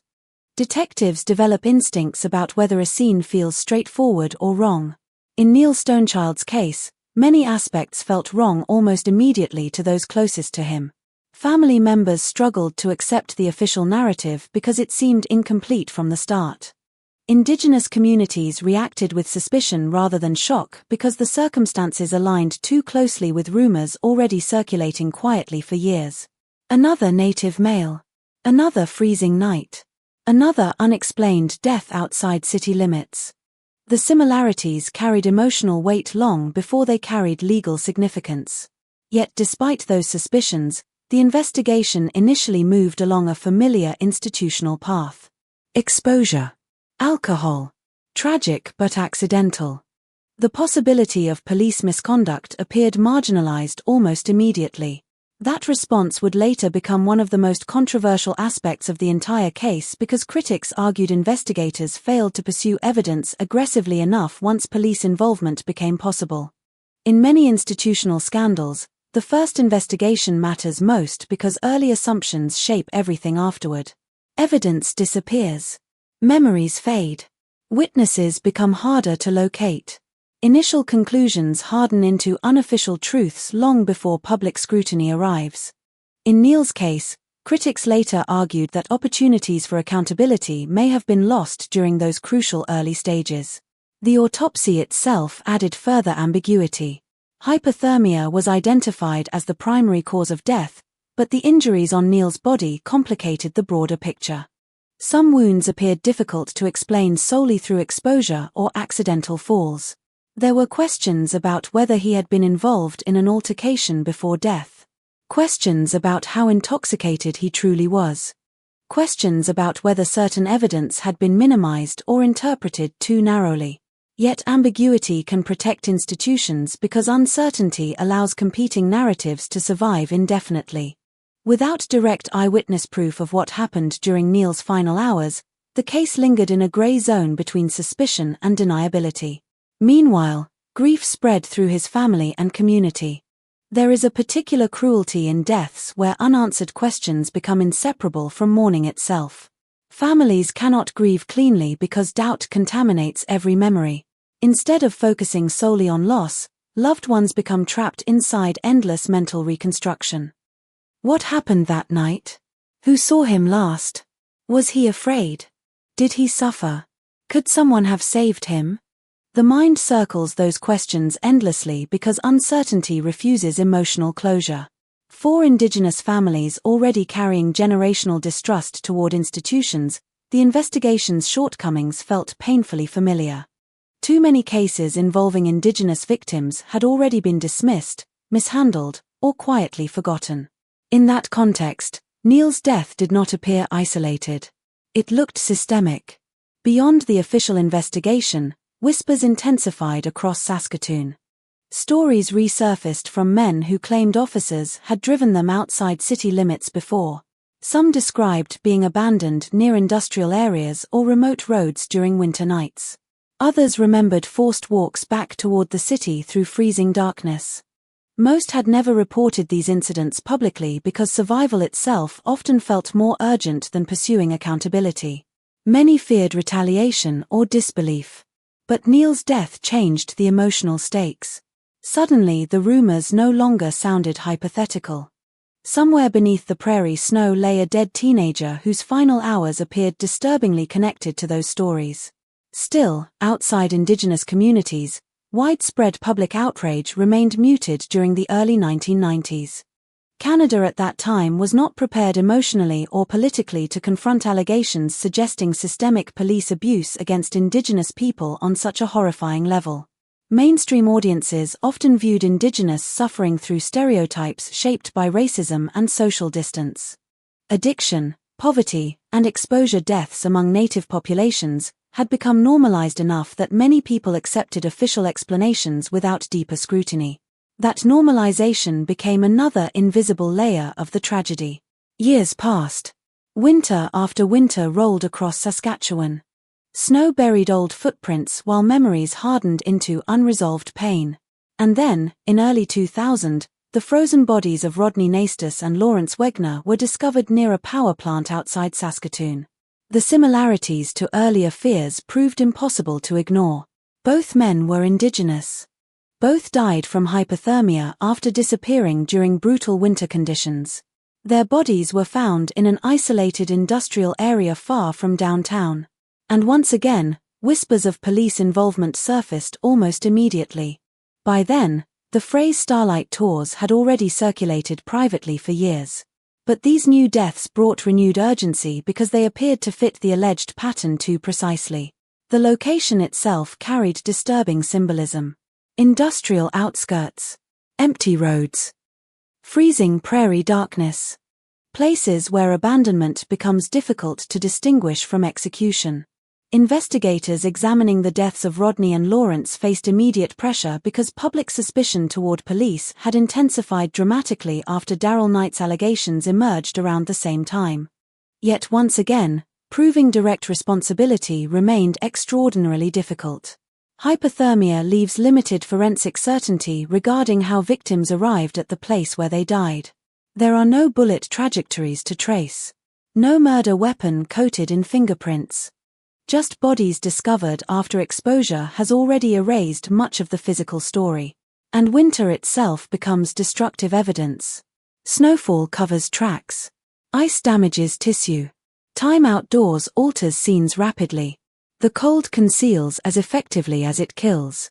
Daryl Knight's survival transformed the atmosphere surrounding these investigations entirely because for the first time, there existed a living witness describing alleged police abandonment in freezing conditions.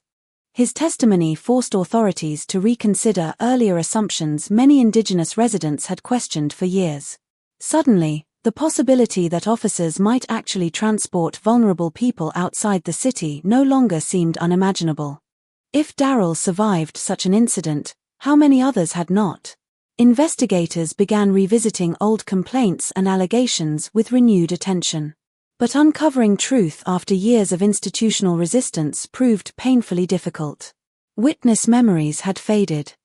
Some people feared speaking publicly. Others no longer trusted authorities enough to cooperate fully. And beneath every investigative step lingered an uncomfortable tension. Police officers themselves were potentially implicated. Cases involving alleged misconduct by law enforcement create unique investigative challenges because institutions naturally resist examining their own failures. Loyalty, defensiveness, reputation, and fear of scandal all influence behavior, even unconsciously. Critics later argued that Saskatoon police displayed patterns of minimization and denial rather than transparent accountability during the early years surrounding the freezing deaths allegations. One of the most emotionally devastating elements of the investigations involved testimony from Indigenous residents who described long-standing fear regarding police encounters after dark. These were not isolated accusations emerging suddenly after media attention arrived. Many stories predated public controversy by years or decades. Men recalled being driven to city outskirts and ordered out of patrol cars. Families described warning children about officers during winter nights. Community members spoke about rumors so persistent they had effectively become local knowledge within Indigenous circles. The accumulation of these accounts created a chilling picture not because each story alone proved criminal wrongdoing, but because together they suggested pattern and culture rather than isolated misconduct. Public inquiries eventually began scrutinizing not only individual deaths, but the broader relationship between Saskatoon police and Indigenous communities. Investigators examined how complaints had been handled historically, why certain leads were not pursued more aggressively, whether racial bias influenced investigative assumptions. The deeper officials looked, the more uncomfortable the broader picture became. In Neil Stonechild's case especially, the inquiry years later concluded that witness testimony placing him in police custody before death was credible. That finding carried enormous emotional and political weight because it directly challenged earlier institutional narratives. The inquiry also identified troubling investigative failures and suggested police officers may have concealed information during the original case. For Neil's family, such conclusions brought validation mixed painfully with frustration. Validation because their suspicions were finally being taken seriously after years of dismissal. Frustration because acknowledgement arrived too late to deliver clear justice. By then, memories had deteriorated. Evidence remained incomplete. Definitive criminal accountability proved elusive. This tension became central to the entire Saskatoon freezing death scandal.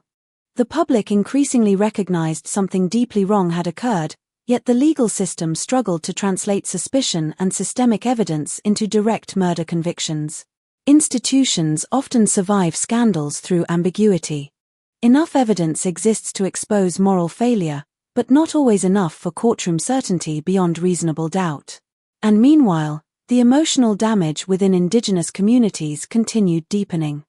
Families of victims watched investigations unfold slowly while carrying grief that institutions could neither resolve nor erase. Every reopened file reopened wounds too. Every inquiry forced loved ones to revisit brutal details under public scrutiny.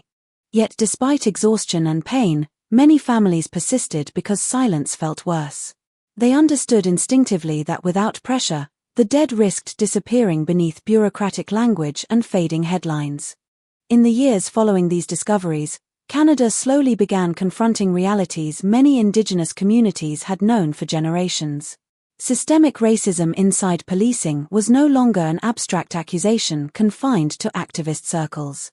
The freezing deaths forced broader society to examine how institutions could fail vulnerable people repeatedly while still maintaining public legitimacy.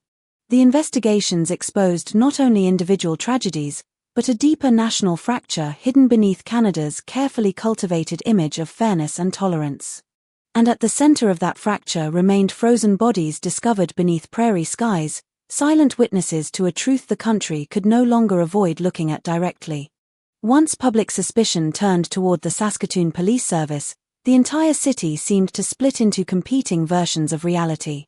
In one version, the allegations surrounding Starlight Tours represented a horrifying pattern of racist abuse hidden beneath decades of institutional silence.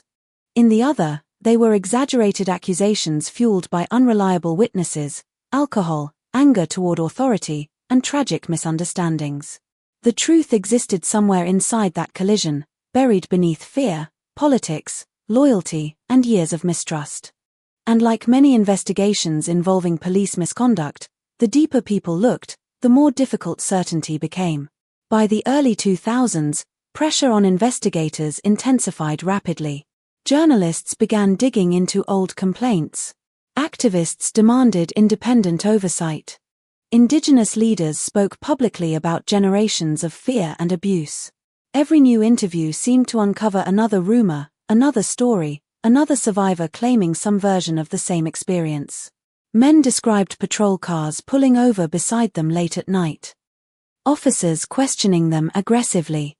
Rides that became frightening once the vehicle passed beyond familiar city streets. Snow-covered industrial roads. Orders to get out and walk. Some stories ended in survival. Others ended in silence because the people involved never returned alive to speak for themselves. But despite growing public outrage, proving criminal wrongdoing remained extraordinarily complicated. The central problem was evidence. Most alleged Starlight Tour incidents occurred in isolated areas during freezing nights with few or no witnesses.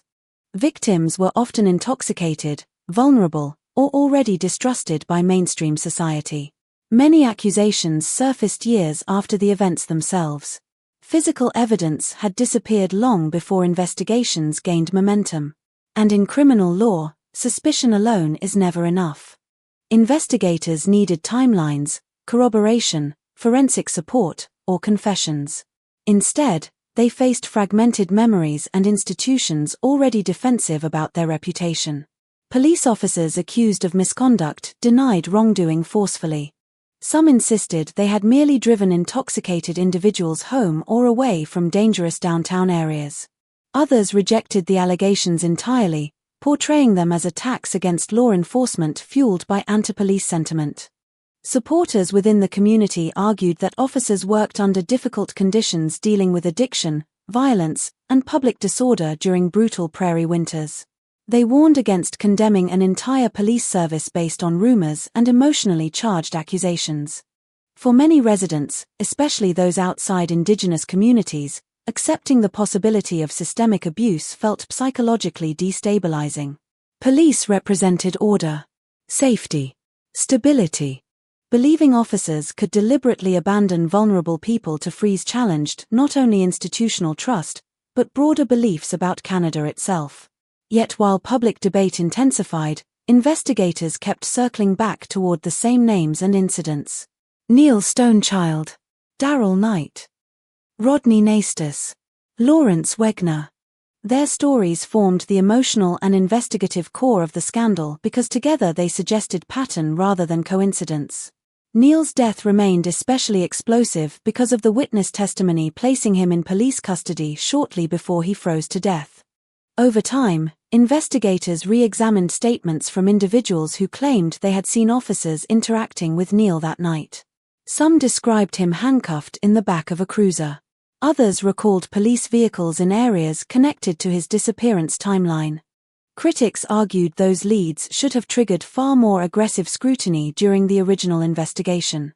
Instead, many believed authorities prematurely accepted accidental exposure as the likely explanation. But identifying specific officers responsible proved difficult. Memory degrades over years, especially around traumatic events involving intoxication and nighttime confusion. Witnesses sometimes contradicted one another on details. Officers denied involvement. Paperwork and patrol records became subjects of intense examination, but records alone rarely tell the entire truth in misconduct investigations. There were allegations that reports had been incomplete or misleading. Questions emerged about whether certain officers coordinated their accounts. Yet proving intentional deception inside legal proceedings requires evidence stronger than suspicion. Investigators often found themselves trapped between emotional certainty and courtroom limitations. Then there was the case of Darrell Knight, the survivor whose testimony forced the entire country to confront the possibility that Starlight Tours were real. Darrell identified two officers directly. Constables Stacy Kodik and Ken Munson became central figures in the unfolding scandal after being accused of driving him to the outskirts of Saskatoon and abandoning him in freezing temperatures near a power station.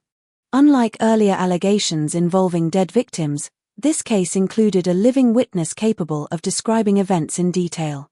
That changed the dynamic entirely. Darrell's account remained remarkably consistent. He described being picked up after drinking, placed into the patrol car, and transported away from downtown. He remembered the cold, the darkness, the industrial isolation near the Queen Elizabeth Power Station. He remembered the terror of realizing the officers intended to leave him there. Most importantly, he survived long enough afterward to seek help and report the incident almost immediately. His physical survival strengthened his credibility because the environmental conditions themselves corroborated the danger. This was not a misunderstanding about being dropped a few blocks from home. It was abandonment in lethal weather. During the investigation into Darrell's allegations, authorities examined patrol routes, officer statements, timelines, and dispatch records. Defense attorneys attacked Darrell's credibility aggressively, emphasizing his intoxication and inconsistencies on minor details. That tactic reflected a broader pattern often seen in cases involving marginalized victims. Rather than disproving the core allegation directly, legal strategies frequently focus on undermining the witness personally. Addiction, criminal history, alcohol use, memory gaps, anything capable of creating reasonable doubt. But many observers noticed how those same vulnerabilities had historically made Indigenous victims easier to dismiss in the first place. The courtroom became a battleground not only over one incident, but over whose testimony society considered trustworthy. As scrutiny expanded, attention increasingly turned toward systemic culture inside the Saskatoon Police Service itself. Investigators and journalists began asking whether Starlight Tours represented isolated misconduct by a few rogue officers or something tolerated more broadly through silence and institutional indifference. That distinction mattered enormously. Individual criminal acts suggest personal moral failure. Systemic abuse suggests organizational corruption. Indigenous activists argued the pattern stretched too far across time to involve only isolated individuals. Stories about officers driving Native men outside city limits had circulated for decades. Some former officers even acknowledged hearing rumors within policing circles long before the scandal exploded publicly. The silence surrounding those rumors became its own form of evidence emotionally, if not legally. If everyone had heard whispers for years, why had no one intervened sooner? One of the most disturbing aspects of the investigation involved the possibility that some officers viewed such behavior not as attempted murder, but as rough street punishment. Critics suggested certain police may have seen abandoning intoxicated indigenous men outside city limits as a cruel shortcut rather than a lethal act. A way to humiliate or scare vulnerable people without leaving visible evidence of violence. But winter on the Saskatchewan prairie does not care about intentions. Exposure kills regardless of whether someone meant for death to occur. And once people began freezing to death under suspicious circumstances, moral ambiguity collapsed rapidly. Investigators also faced resistance rooted in institutional self-preservation. Police services depend heavily on public trust. Acknowledging systemic racism or widespread abuse threatens legitimacy at every level. Officers fear collective condemnation. Administrators fear lawsuits, political fallout, and reputational collapse. As a result, institutions under scrutiny often become defensive long before all facts emerge fully. Critics accused Saskatoon police leadership of minimizing allegations initially and failing to confront deeper cultural problems quickly enough. Every denial intensified suspicion within Indigenous communities already shaped by generations of distrust. Yet despite mounting public pressure, criminal cases remained frustratingly limited. The legal system demands direct proof connecting specific individuals to specific acts beyond reasonable doubt. In the freezing deaths cases, that standard proved extraordinarily difficult to meet. No officer was ever convicted of murder related to the deaths of Neil Stonechild, Rodney Nastus, or Lawrence Wegner. That absence of definitive legal accountability became emotionally devastating for many families because public acknowledgement of systemic failure never translated into full judicial closure. The officers accused in Darrell Knight's case were eventually convicted of unlawful confinement rather than attempted murder. They received 8-month sentences. For some observers, the convictions represented an important breakthrough proving that Indigenous testimony could no longer be ignored automatically. For others, the punishment felt painfully inadequate compared to the life-threatening circumstances involved. After all, abandoning a person outdoors in -22-degree temperatures carried obvious lethal risk. The relatively limited legal consequences reinforced broader frustrations surrounding accountability in cases involving institutional abuse. Meanwhile, the investigations uncovered broader evidence of racial tension within Saskatoon policing culture. Indigenous residents described patterns of harassment, excessive force, and discriminatory treatment extending far beyond the freezing deaths themselves. Community trust deteriorated further as more stories surfaced publicly. Some officers denied systemic racism entirely, arguing they simply policed high-crime areas aggressively. Others admitted privately that relationships between police and Indigenous communities had become deeply toxic over decades. The city itself began wrestling with uncomfortable questions about identity and denial. Saskatoon had long viewed itself as an ordinary Canadian prairie city, not the setting for a national human rights scandal. Yet now international media outlets were examining allegations that police officers may have used winter cold as a weapon against Indigenous people. The contrast between Canada's global image and these accusations created enormous psychological discomfort nationally. Canadians often define their identity partly through comparison to perceived injustices elsewhere, especially in the United States. The freezing deaths shattered some of that moral distance. Suddenly Canada itself stood accused of systemic brutality toward Indigenous populations. Public inquiries became central to untangling these tensions because traditional criminal investigations alone could not address the broader institutional questions involved. Inquiry hearings heard testimony from witnesses, police officers, experts, and community members. Painful stories emerged repeatedly. Fear of police. Historical trauma. Racism normalized through routine interactions. Families grieving deaths they believed authorities had never taken seriously enough. One of the inquiry's most important findings later concluded that witness testimony placing Neil Stonechild in police custody before his death was credible. That conclusion carried explosive implications. While it stopped short of proving murder, it fundamentally undermined earlier assumptions that Neil simply wandered alone into fatal weather. The inquiry also criticized aspects of the original police investigation sharply, suggesting important evidence and leads had not been handled properly. But even these findings failed to produce complete emotional resolution.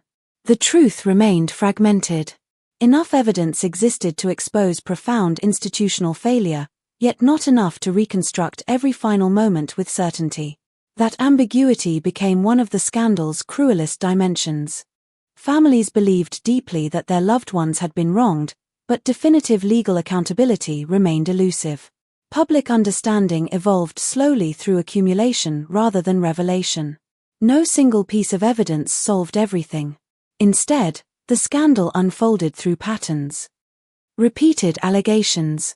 Consistent fears inside indigenous communities. Survivors corroborating old rumors. Institutional defensiveness. Historical context. The overall picture grew darker not because one dramatic confession emerged, but because too many stories aligned too closely across too many years. And perhaps most haunting of all was the realization that some victims likely remained invisible forever. If Darrell Knight had died before reaching help, his story may never have surfaced publicly at all. His survival forced the country to confront allegations previously dismissed as rumor. But how many others lacked that chance? How many freezing deaths across decades were quietly categorized as exposure without deeper scrutiny because the victims belonged to communities society had already marginalized? Those questions haunted every stage of the investigation because they pointed toward something larger than individual guilt.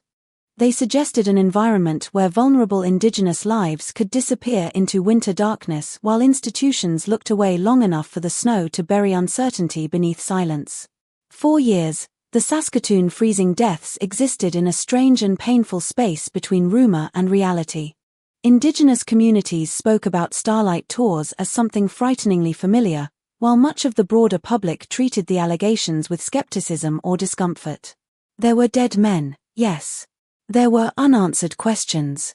But there was still no defining moment powerful enough to force the country to stop looking away completely. Institutions survive scandal through delay. Through uncertainty. Through the simple passage of time. Witnesses lose confidence. Families grow exhausted. Public outrage fades. Winter returns and covers everything again. But every long-buried scandal eventually reaches a moment when silence becomes impossible to maintain. In Saskatoon, that moment arrived through a combination of survival, public pressure, investigative persistence, and one deeply uncomfortable truth slowly emerging from beneath years of denial. Too many stories sounded the same. Darrell Knight's testimony had already cracked open the wall of disbelief surrounding starlight tours. His survival transformed whispers into something tangible because he carried first-hand experience impossible to dismiss entirely.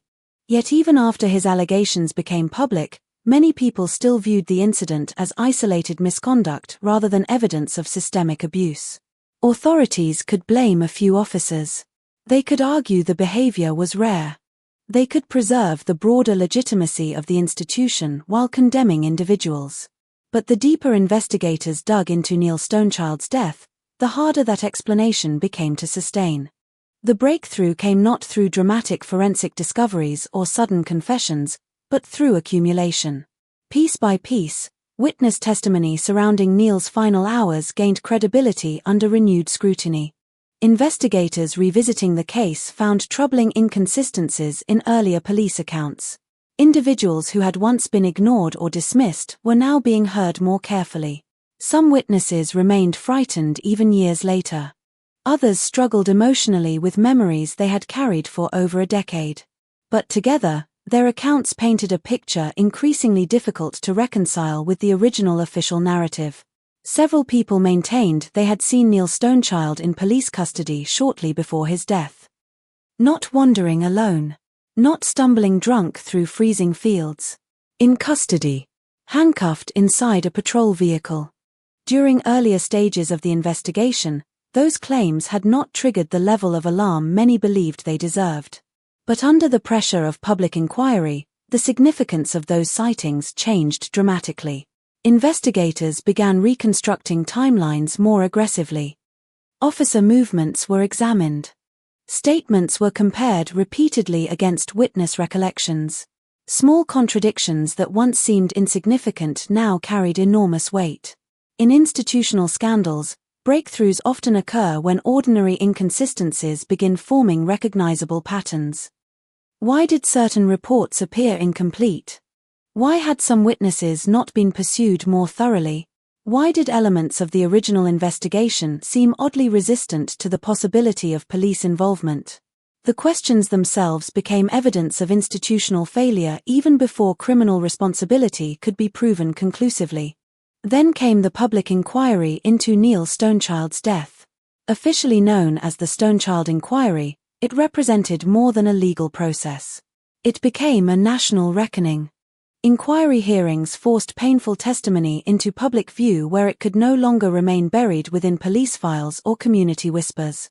Families spoke openly about grief and distrust. Indigenous residents described long-standing fear surrounding police encounters after dark. Experts examined systemic racism inside Canadian institutions.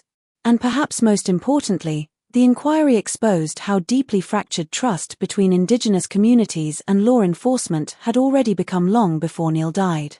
Justice David Wright, who led the inquiry, approached the case not merely as an isolated death investigation but as a broader examination of institutional conduct.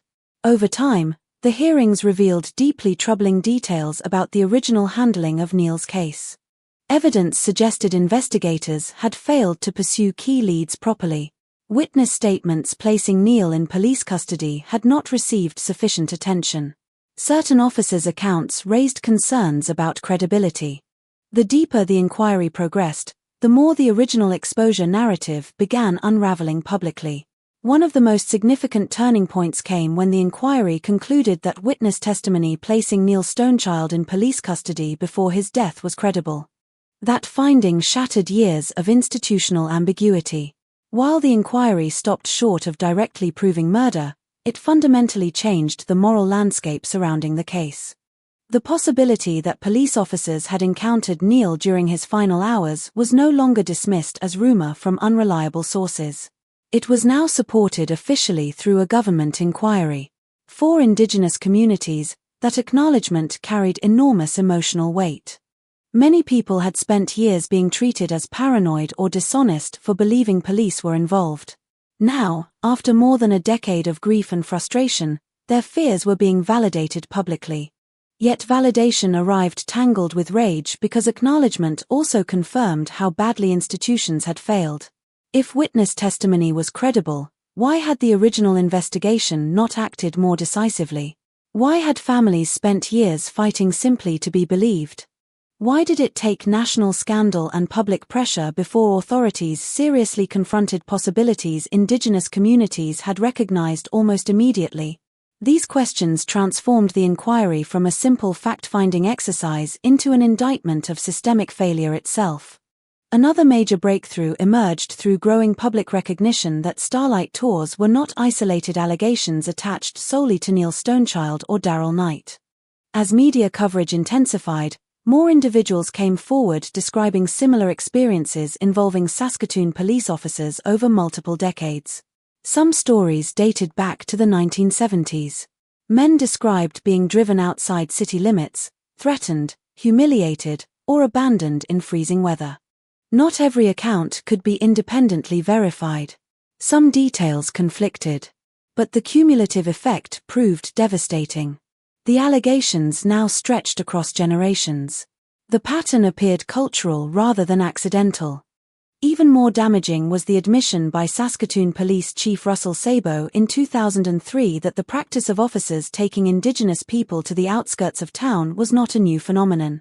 That statement landed like an earthquake inside the national conversation. For years, authorities had often framed allegations as isolated incidents or unproven rumors. Now the city's own police chief acknowledged the existence of similar behavior stretching back decades.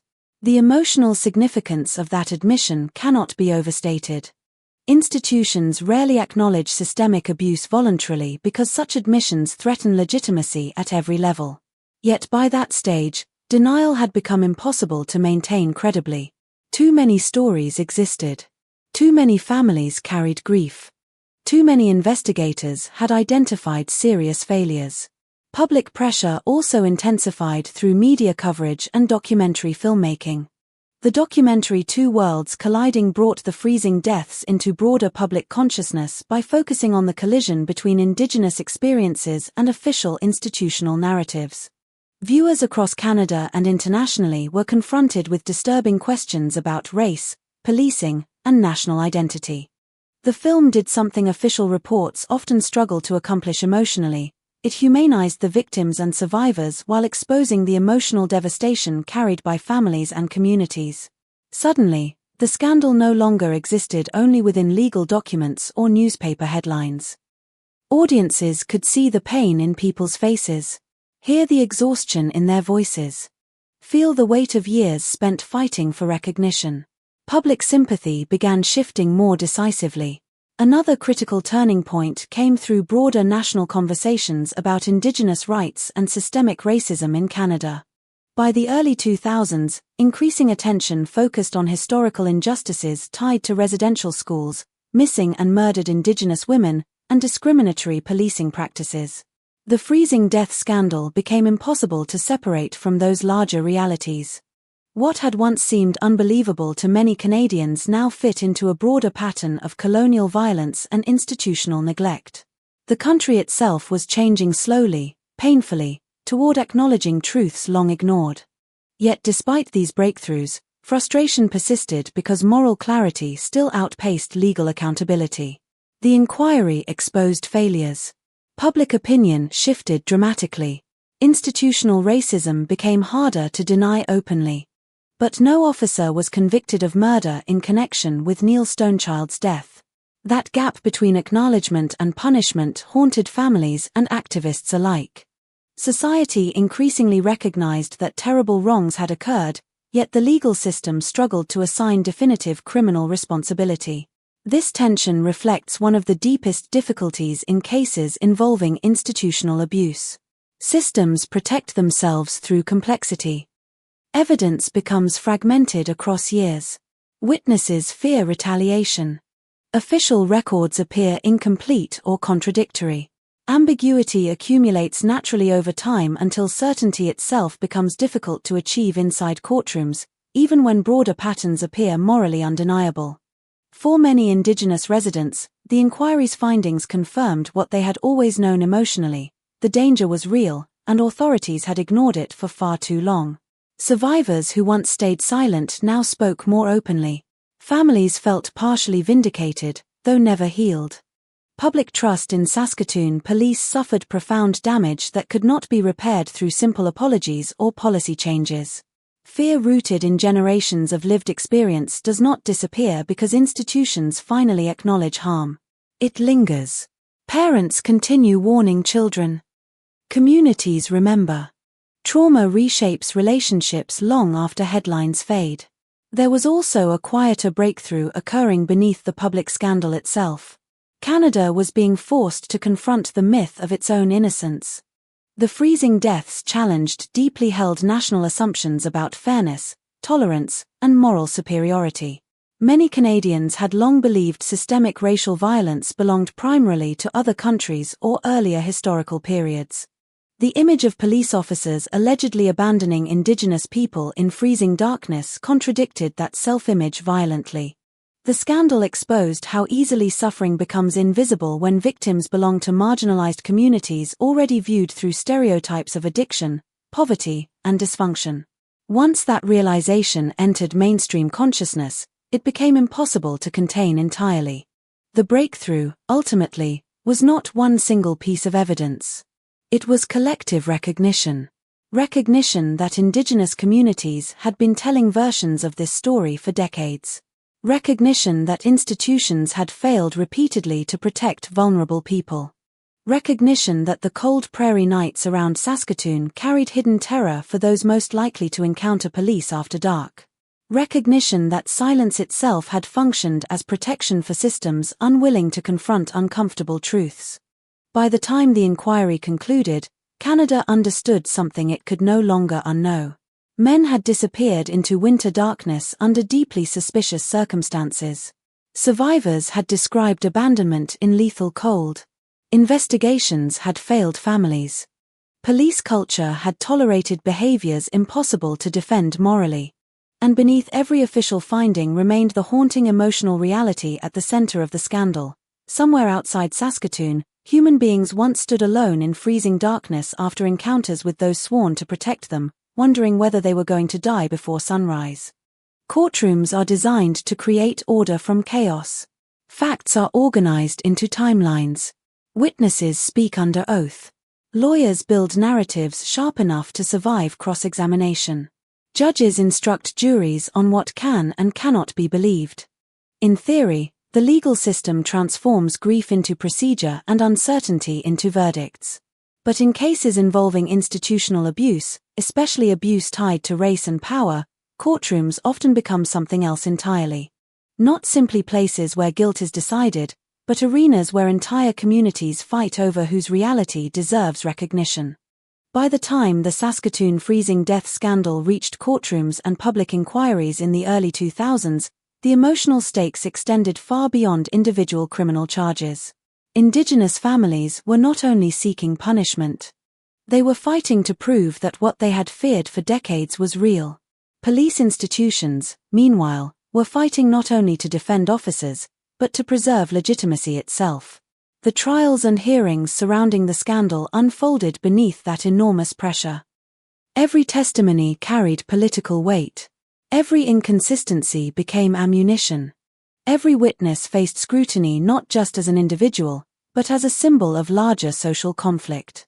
The first major courtroom confrontation centered around Darrell Knight, the survivor whose testimony forced Canada to confront the reality of starlight tours directly. Unlike Neil Stonechild, Rodney Nastus, or Lawrence Wegner, Darrell had lived long enough to describe exactly what happened to him. His survival transformed him into the most dangerous kind of witness for institutions under scrutiny, a living victim with a coherent story. When the case against Constables Stacey Kodik and Ken Munson moved through the legal system, public attention intensified dramatically. Reporters crowded outside court buildings. Indigenous activists attended proceedings closely. Community tension in Saskatoon grew heavier with every hearing. The details presented inside the courtroom sounded almost surreal to many Canadians hearing them for the first time. A police cruiser. A freezing January night. An Indigenous man driven to the outskirts of the city and abandoned near a power station in sub-zero temperatures. Yet for many Indigenous residents, nothing about the allegations felt surprising. That divide in public reaction hung over the proceedings constantly. Inside the courtroom, Darrell Knight testified about the terror of that night with painful detail. He described the officers picking him up after he had been drinking. He described the drive away from the city. The growing realization that something was wrong. The cold darkness outside Saskatoon. The moment he understood they intended to leave him there alone. Survivors of traumatic experiences often remember certain sensory details with extraordinary clarity because fear imprints memory differently. Darrell recalled the freezing air, the snow, the isolation, the taillights disappearing into darkness after the cruiser pulled away. During cross-examination, defense attorneys attacked his credibility aggressively. His alcohol consumption became a central focus. Lawyers questioned inconsistencies in minor details, attempting to create reasonable doubt around the broader accusation. That strategy reflected a familiar pattern in cases involving marginalized victims. Rather than disproving the emotional truth of the event directly, the defense concentrated on undermining the witness personally. Was he intoxicated? Confused? Unreliable? Mistaken? Yet each attempt to discredit Darrell also exposed broader societal assumptions about whose testimony mattered.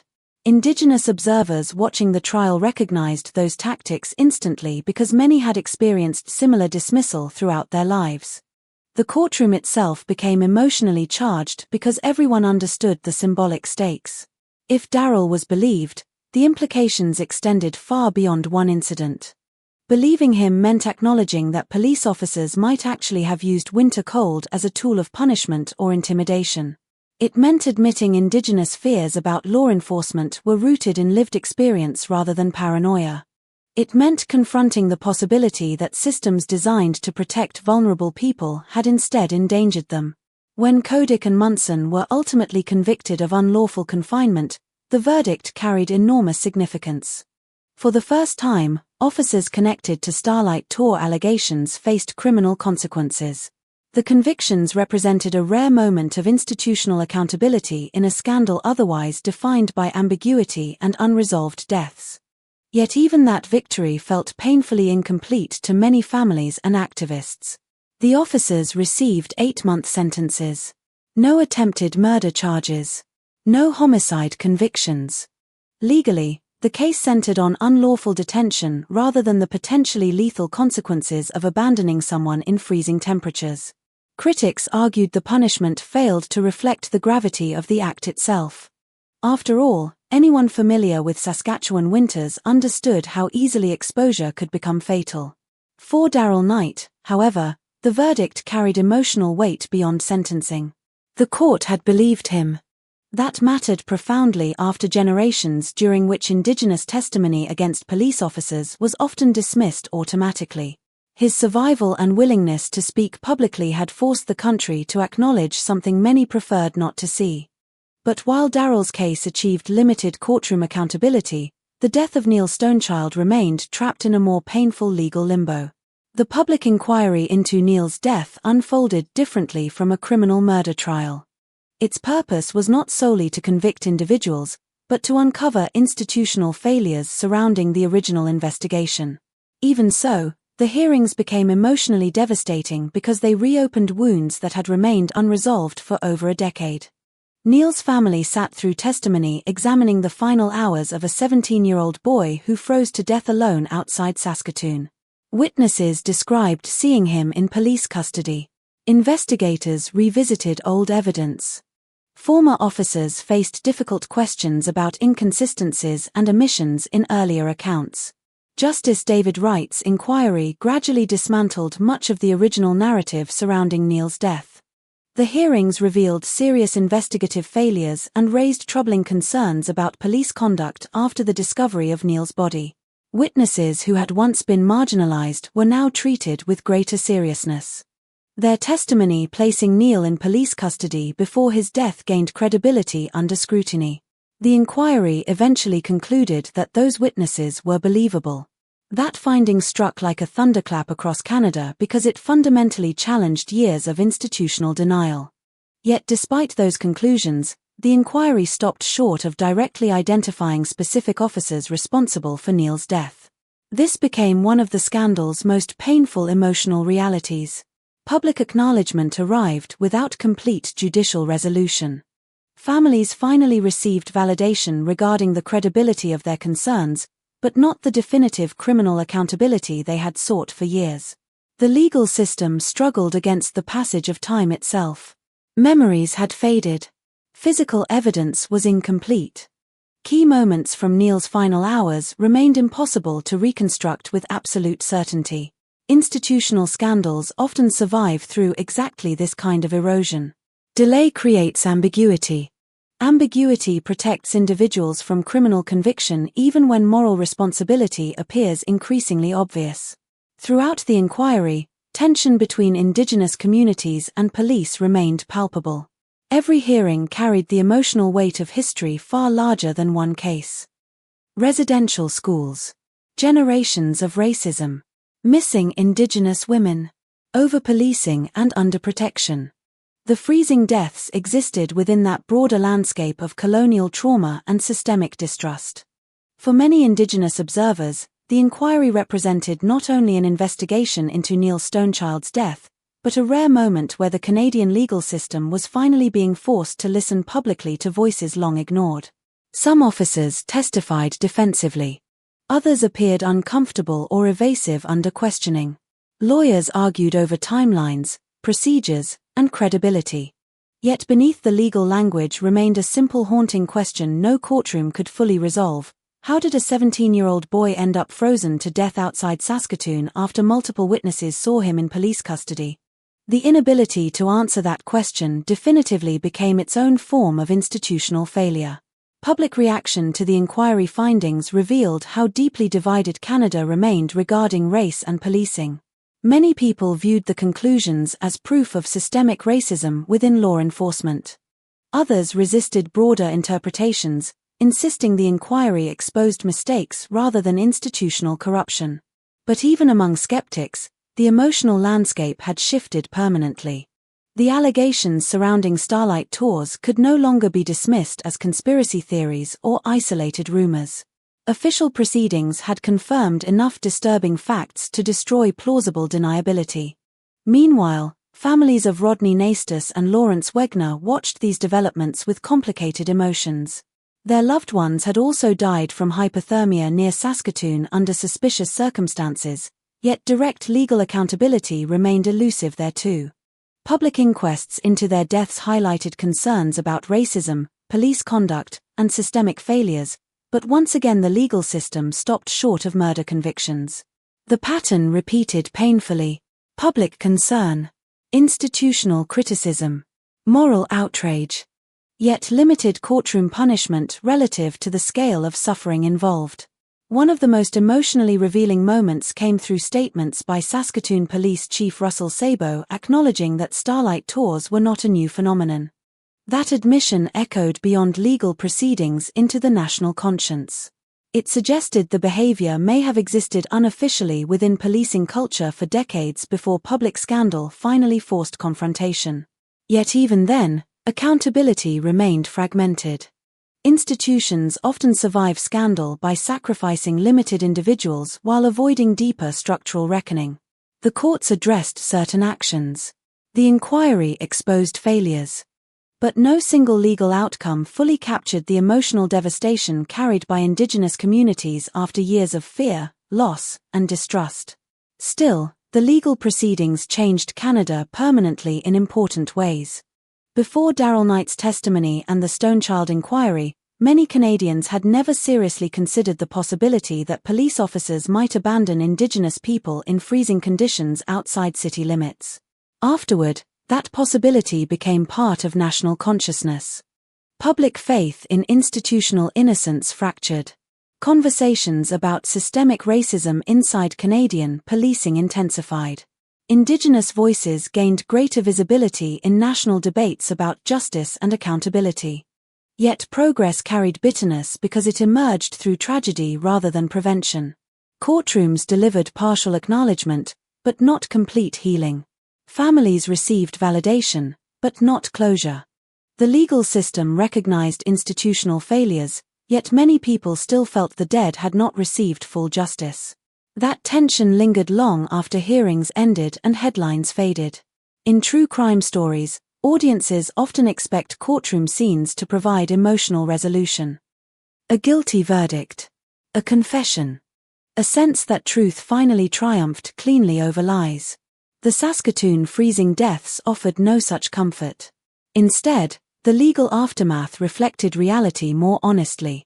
Institutions acknowledged some wrongdoing while avoiding total collapse. Victims' families achieved recognition without complete answers. Survivors carried trauma long after proceedings ended. And beneath every legal conclusion remained the unbearable image haunting the entire case: Indigenous men standing alone in prairie darkness after encounters with police, trying desperately to survive the cold before their bodies surrendered to winter. The courts could examine evidence. They could assign limited punishment. They could criticize institutional failures. But no verdict could fully undo the fear that had settled across Indigenous communities for generations, or restore the lives already lost beneath Saskatchewan's frozen skies. Long after the courtrooms emptied and reporters stopped crowding outside inquiry hearings, winter continued arriving in Saskatoon exactly the same way it always had. Snow still drifted across the prairie highways at night. Police cruisers still rolled through downtown streets beneath orange streetlights. The wind still cut through clothing hard enough to steal breath from the lungs. To outsiders passing through the city, nothing looked dramatically different.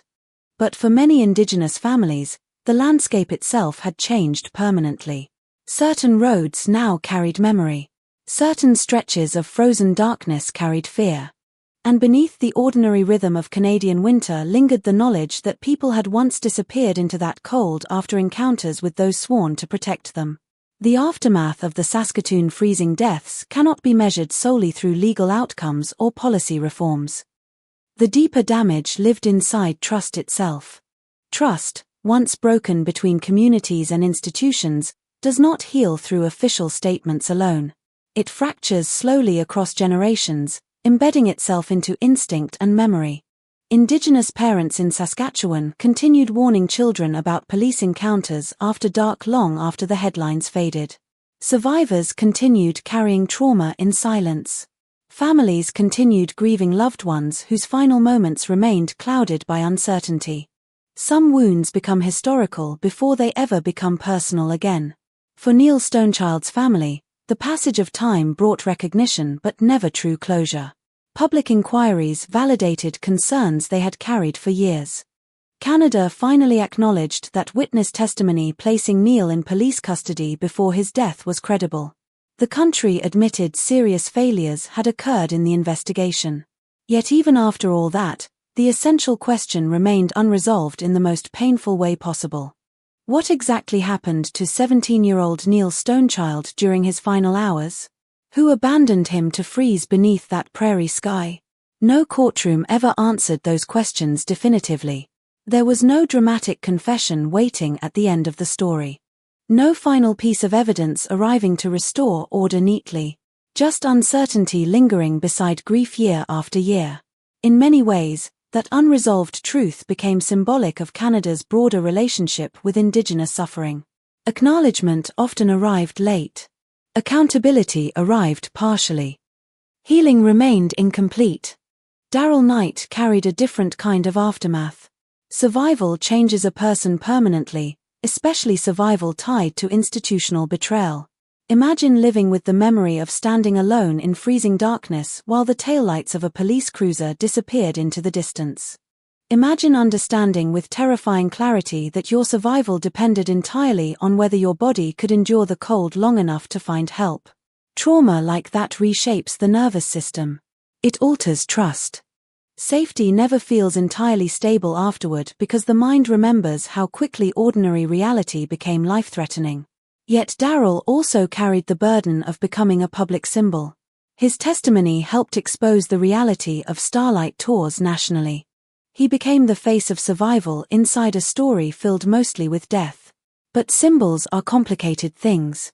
Society often celebrates survivors publicly while failing to support them privately afterward. The emotional labor of speaking out against institutions can become isolating. Every interview forces memories back into consciousness. Every public appearance reopens old wounds. And still, without survivors willing to speak, many scandals remain buried forever. Across Canada, the freezing deaths gradually entered public consciousness as part of a much larger national reckoning regarding Indigenous rights and systemic racism. The scandal no longer existed in isolation. It became connected to conversations about residential schools, missing and murdered Indigenous women, discriminatory child welfare systems, over-incarceration, and police violence. Canadians began confronting a painful reality many Indigenous communities had known for generations. The country's image of fairness and tolerance often depended on ignoring who paid the price for that narrative. The Saskatoon freezing deaths forced people to confront how colonial violence can persist not only through dramatic acts, but through normalization. Through institutions becoming accustomed to Indigenous suffering. Through assumptions about addiction, poverty, and criminality making certain deaths easier to dismiss. Through silence functioning as protection for systems rather than victims. One of the most haunting aspects of the aftermath involves the phrase itself, Starlight Tours. Even now, the words carry a terrible contradiction. Something beautiful twisted into something lethal. Under ordinary circumstances, stars symbolize guidance, wonder, spirituality. But in Saskatoon, the phrase became associated with abandonment and fear. Indigenous men left beneath winter skies not to admire the stars, but to survive them. Language sometimes reveals the emotional core of violence more powerfully than evidence ever can. The phrase endured because it captured the cruelty of what was alleged so precisely. Public trust in the Saskatoon Police Service suffered enormous damage after the scandal. Inquiries and public criticism forced institutional reforms, policy changes, and greater scrutiny regarding treatment of Indigenous people. Yet institutional reform alone cannot erase generations of fear overnight. Communities remember patterns longer than governments remember headlines. Many indigenous residents continued viewing police interactions through the lens of historical experience rather than official promises. And in truth, the freezing death scandal exposed problems extending far beyond one city or one police department. It reflected broader structural inequalities woven throughout Canadian society itself. The emotional aftermath also extended into Canadian identity on a national level. For decades, Canada cultivated an international image rooted partly in moral distinction from the United States. Canadians often imagined their country as more compassionate, less violent, more equitable regarding race relations. The freezing deaths disrupted that narrative sharply. The idea that Indigenous people might be abandoned by police in sub-zero temperatures contradicted everything many citizens believed about their nation. Yet confronting that contradiction became necessary because national myths can become dangerous when they prevent honest reckoning. A country cannot heal from injustices it refuses to recognize fully. The Stonechild Inquiry and related investigations achieved something important even without complete legal closure. They forced testimony into public memory. They documented failures institutions might otherwise have buried permanently. They validated Indigenous voices long dismissed automatically. Historical truth matters because silence allows abuse to repeat itself quietly. Every family that spoke publicly, every witness who testified, every survivor who risked disbelief helped create a record impossible to erase completely afterward. Still, records alone do not undo trauma. The families left behind by the freezing deaths continue living with absences no inquiry could repair. Somewhere there are relatives who still imagine final moments endlessly. Did he know he was going to die? Was he calling for help? Was he frightened? Human beings naturally search for meaning after violent loss, but some deaths resist emotional resolution because uncertainty contaminates memory itself. In Neil Stonechild's case especially, the unanswered questions became inseparable from the mourning process. There is no final chapter where grief suddenly resolves cleanly. Only endurance. One of the lasting lessons of the Saskatoon freezing deaths is how vulnerable people become when institutions stop seeing them fully as human. That dehumanization rarely announces itself dramatically at first. It grows gradually through stereotypes, assumptions, indifference, and normalized disrespect. Once a society begins viewing certain groups primarily through the lens of addiction, criminality, or social disorder, empathy weakens. Deaths become statistics rather than catastrophes. Investigations lose urgency. And systems become capable of astonishing cruelty while still perceiving themselves as moral. The freezing death scandal exposed exactly that danger. It revealed what can happen when racial prejudice intersects with institutional power and public indifference. The cold itself became symbolic in ways extending beyond weather. Winter represented more than environmental danger throughout this story. It symbolized emotional distance, institutional indifference, silence. The prairie cold did not create racism, but it provided a perfect tool for violence disguised as exposure. That is part of what made the allegations surrounding Starlight Tours so horrifying. The environment itself became weaponized. Death could appear accidental even when human choices created the circumstances leading toward it. There were no gunshots echoing through neighborhoods. No visible crime scenes demanding immediate outrage. Just frozen bodies discovered after dawn while society moved on around them. In the years since the scandal, younger generations of Indigenous activists and scholars have continued examining the freezing deaths not merely as isolated incidents, but as examples of colonial violence persisting within modern institutions. Universities teach the case. Documentaries preserve testimony. True crime media revisits the story repeatedly because it contains something deeply unsettling about the relationship between power and vulnerability. The horror lies not only in the possibility that officers abandoned people to freeze. It lies in how long such allegations remained marginalized despite years of warnings from Indigenous communities. That delay revealed whose fears society considered credible and whose suffering remained easy to ignore. And yet, despite everything, there is also resilience woven through the aftermath. Families kept fighting for answers long after institutions hoped the stories would fade. Indigenous communities protected memories authorities seemed willing to forget. Survivors spoke publicly despite enormous pressure and skepticism. The truth emerged imperfectly and incompletely, but it emerged because people refused silence. That matters. Every inquiry finding, every public acknowledgement, every documented testimony exists because individuals carried grief loudly enough that the country could no longer pretend not to hear it. Today, when winter settles over Saskatchewan and temperatures plunge deep below freezing, the landscape around Saskatoon still appears deceptively peaceful beneath the stars. Snow glitters beneath moonlight. Roads stretch endlessly into darkness. The prairie remains beautiful in the severe, lonely way only northern winters can be.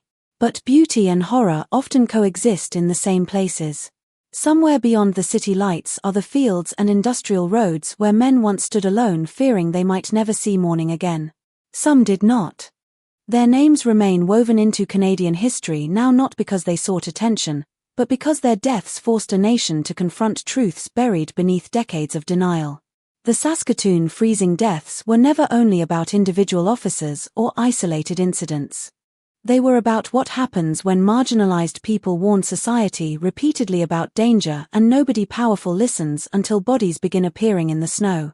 They were about institutional failure, racial prejudice, and the devastating cost of indifference. Most of all, they were about humanity. About whether certain lives are protected equally when systems are tested by fear, power, and prejudice. And beneath every legal document, inquiry report, and media headline, the same haunting image remains. A freezing prairie night. Endless darkness beneath the stars. A human being alone in the cold, trying desperately to survive long enough for someone to care that they are missing. If there is a final lesson hidden inside the Saskatoon freezing deaths, it is not a comfortable one.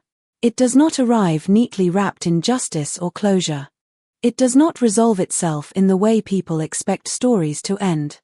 Instead, it lingers in the uncomfortable space between truth and accountability, where facts are known but consequences remain incomplete, and where memory continues to carry more weight than verdicts ever could. The prairie does not forget easily.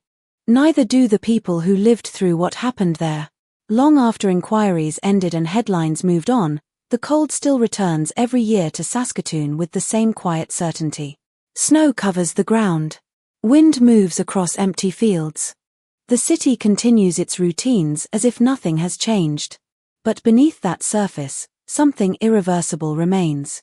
A shared understanding that vulnerability, once exposed to the wrong kind of power, can become fatal in ways that are both visible and invisible at the same time.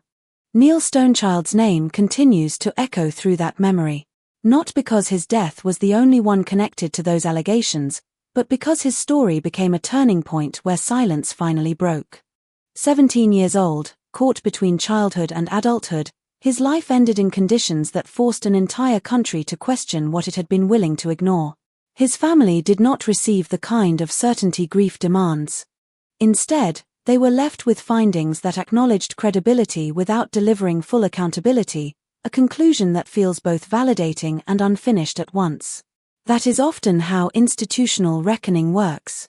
It opens doors that cannot be closed again, but it does not always rebuild what was lost behind them. Darrell Knight's survival stands in contrast to that silence. He walked out of the cold when others did not. That fact alone reshaped the entire narrative because survival transformed rumor into testimony. Yet even survival carries its own burden. To live through something like that is to carry it forward indefinitely, long after courts have closed and public attention has shifted elsewhere. His voice helped expose a truth that had been spoken quietly for decades inside Indigenous communities, but speaking that truth publicly came with emotional cost that does not disappear when a case is resolved.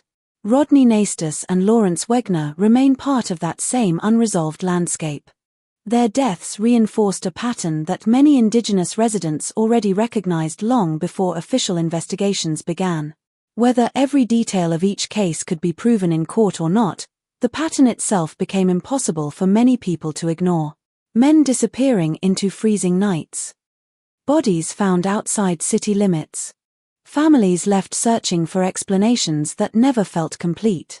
The legal system struggled to translate that pattern into definitive criminal conclusions, but communities did not need courtroom language to understand what they were seeing.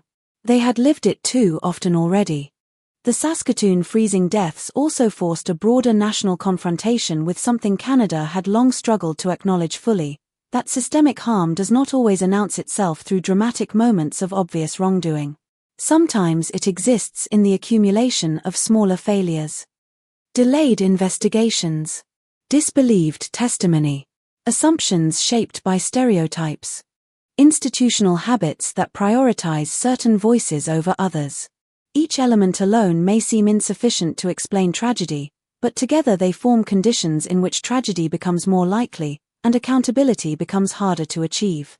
The most uncomfortable part of the entire story is not only what may have happened on those freezing nights, but how long it took for those stories to be taken seriously. Indigenous communities in Saskatoon did not suddenly discover fear of police in 2000. That fear had been building across generations, shaped by residential schools, discriminatory policies, over-policing, and systemic neglect. The freezing death scandal did not create distrust. It revealed how deep that distrust already was. Even after inquiries acknowledged serious failures and validated key aspects of witness testimony, the emotional gap between recognition and repair remained vast. Legal findings can confirm credibility, expose misconduct, and identify institutional weaknesses, but they cannot fully restore what was broken in human terms. Trust, once eroded across generations, does not return simply because an official report says it should. It must be rebuilt slowly, through consistent action over time, and even then, it never returns exactly to what it once was. For many Indigenous families, the most lasting impact of the Saskatoon freezing deaths is not contained in court records or media coverage, but in daily life afterward. It lives in caution passed from parents to children. It lives in the instinct to question authority more deeply. It lives in the memory of loved ones who never came home from ordinary nights that turned extraordinary in the worst possible way. These are not abstract consequences. They are lived realities that continue shaping behavior, perception, and survival long after official attention fades. At the same time, the scandal also forced change. It pushed Canadian institutions to confront uncomfortable questions about policing practices, accountability, and racial bias. It contributed to broader national conversations about Indigenous rights and systemic reform that continue today. Training, oversight mechanisms, and public awareness have all evolved in response to cases like these. But change driven by tragedy carries a particular weight because it always arrives after harm has already occurred. No reform can retroactively protect those who were already lost. That reality sits at the center of the entire story. The Saskatoon freezing deaths are not only about allegations, investigations, or verdicts. They are about the gap between vulnerability and protection, and what happens when that gap is wide enough for people to fall through without immediate consequence. They are about how institutions respond when those failures are exposed. And they are about the human cost of delays in recognition, where truth arrives only after lives have already ended in silence. Standing back from the details, what remains is not a simple conclusion but a layered understanding. A city, a police service, and a nation all confronted with evidence that challenged their assumptions about fairness and safety. Families left carrying grief that no inquiry could fully resolve. Survivors carrying memories they never asked to survive. Communities carrying knowledge that had been dismissed for too long before it was finally acknowledged. The prairie winters still come, as they always have. The cold still shapes life in Saskatoon, as it always will. But now, beneath that familiar landscape, there is another layer of memory that cannot be separated from it. The memory of nights when people disappeared into that cold under circumstances that forced a country to ask difficult questions about power, responsibility, and humanity itself. And perhaps the most enduring truth of all is this: the Saskatoon freezing deaths are not only a record of what happened in one place during one period of time. They are a reminder of what can happen anywhere when systems lose sight of the people they are meant to protect, and when silence is allowed to persist long enough for the cold to finish what injustice began.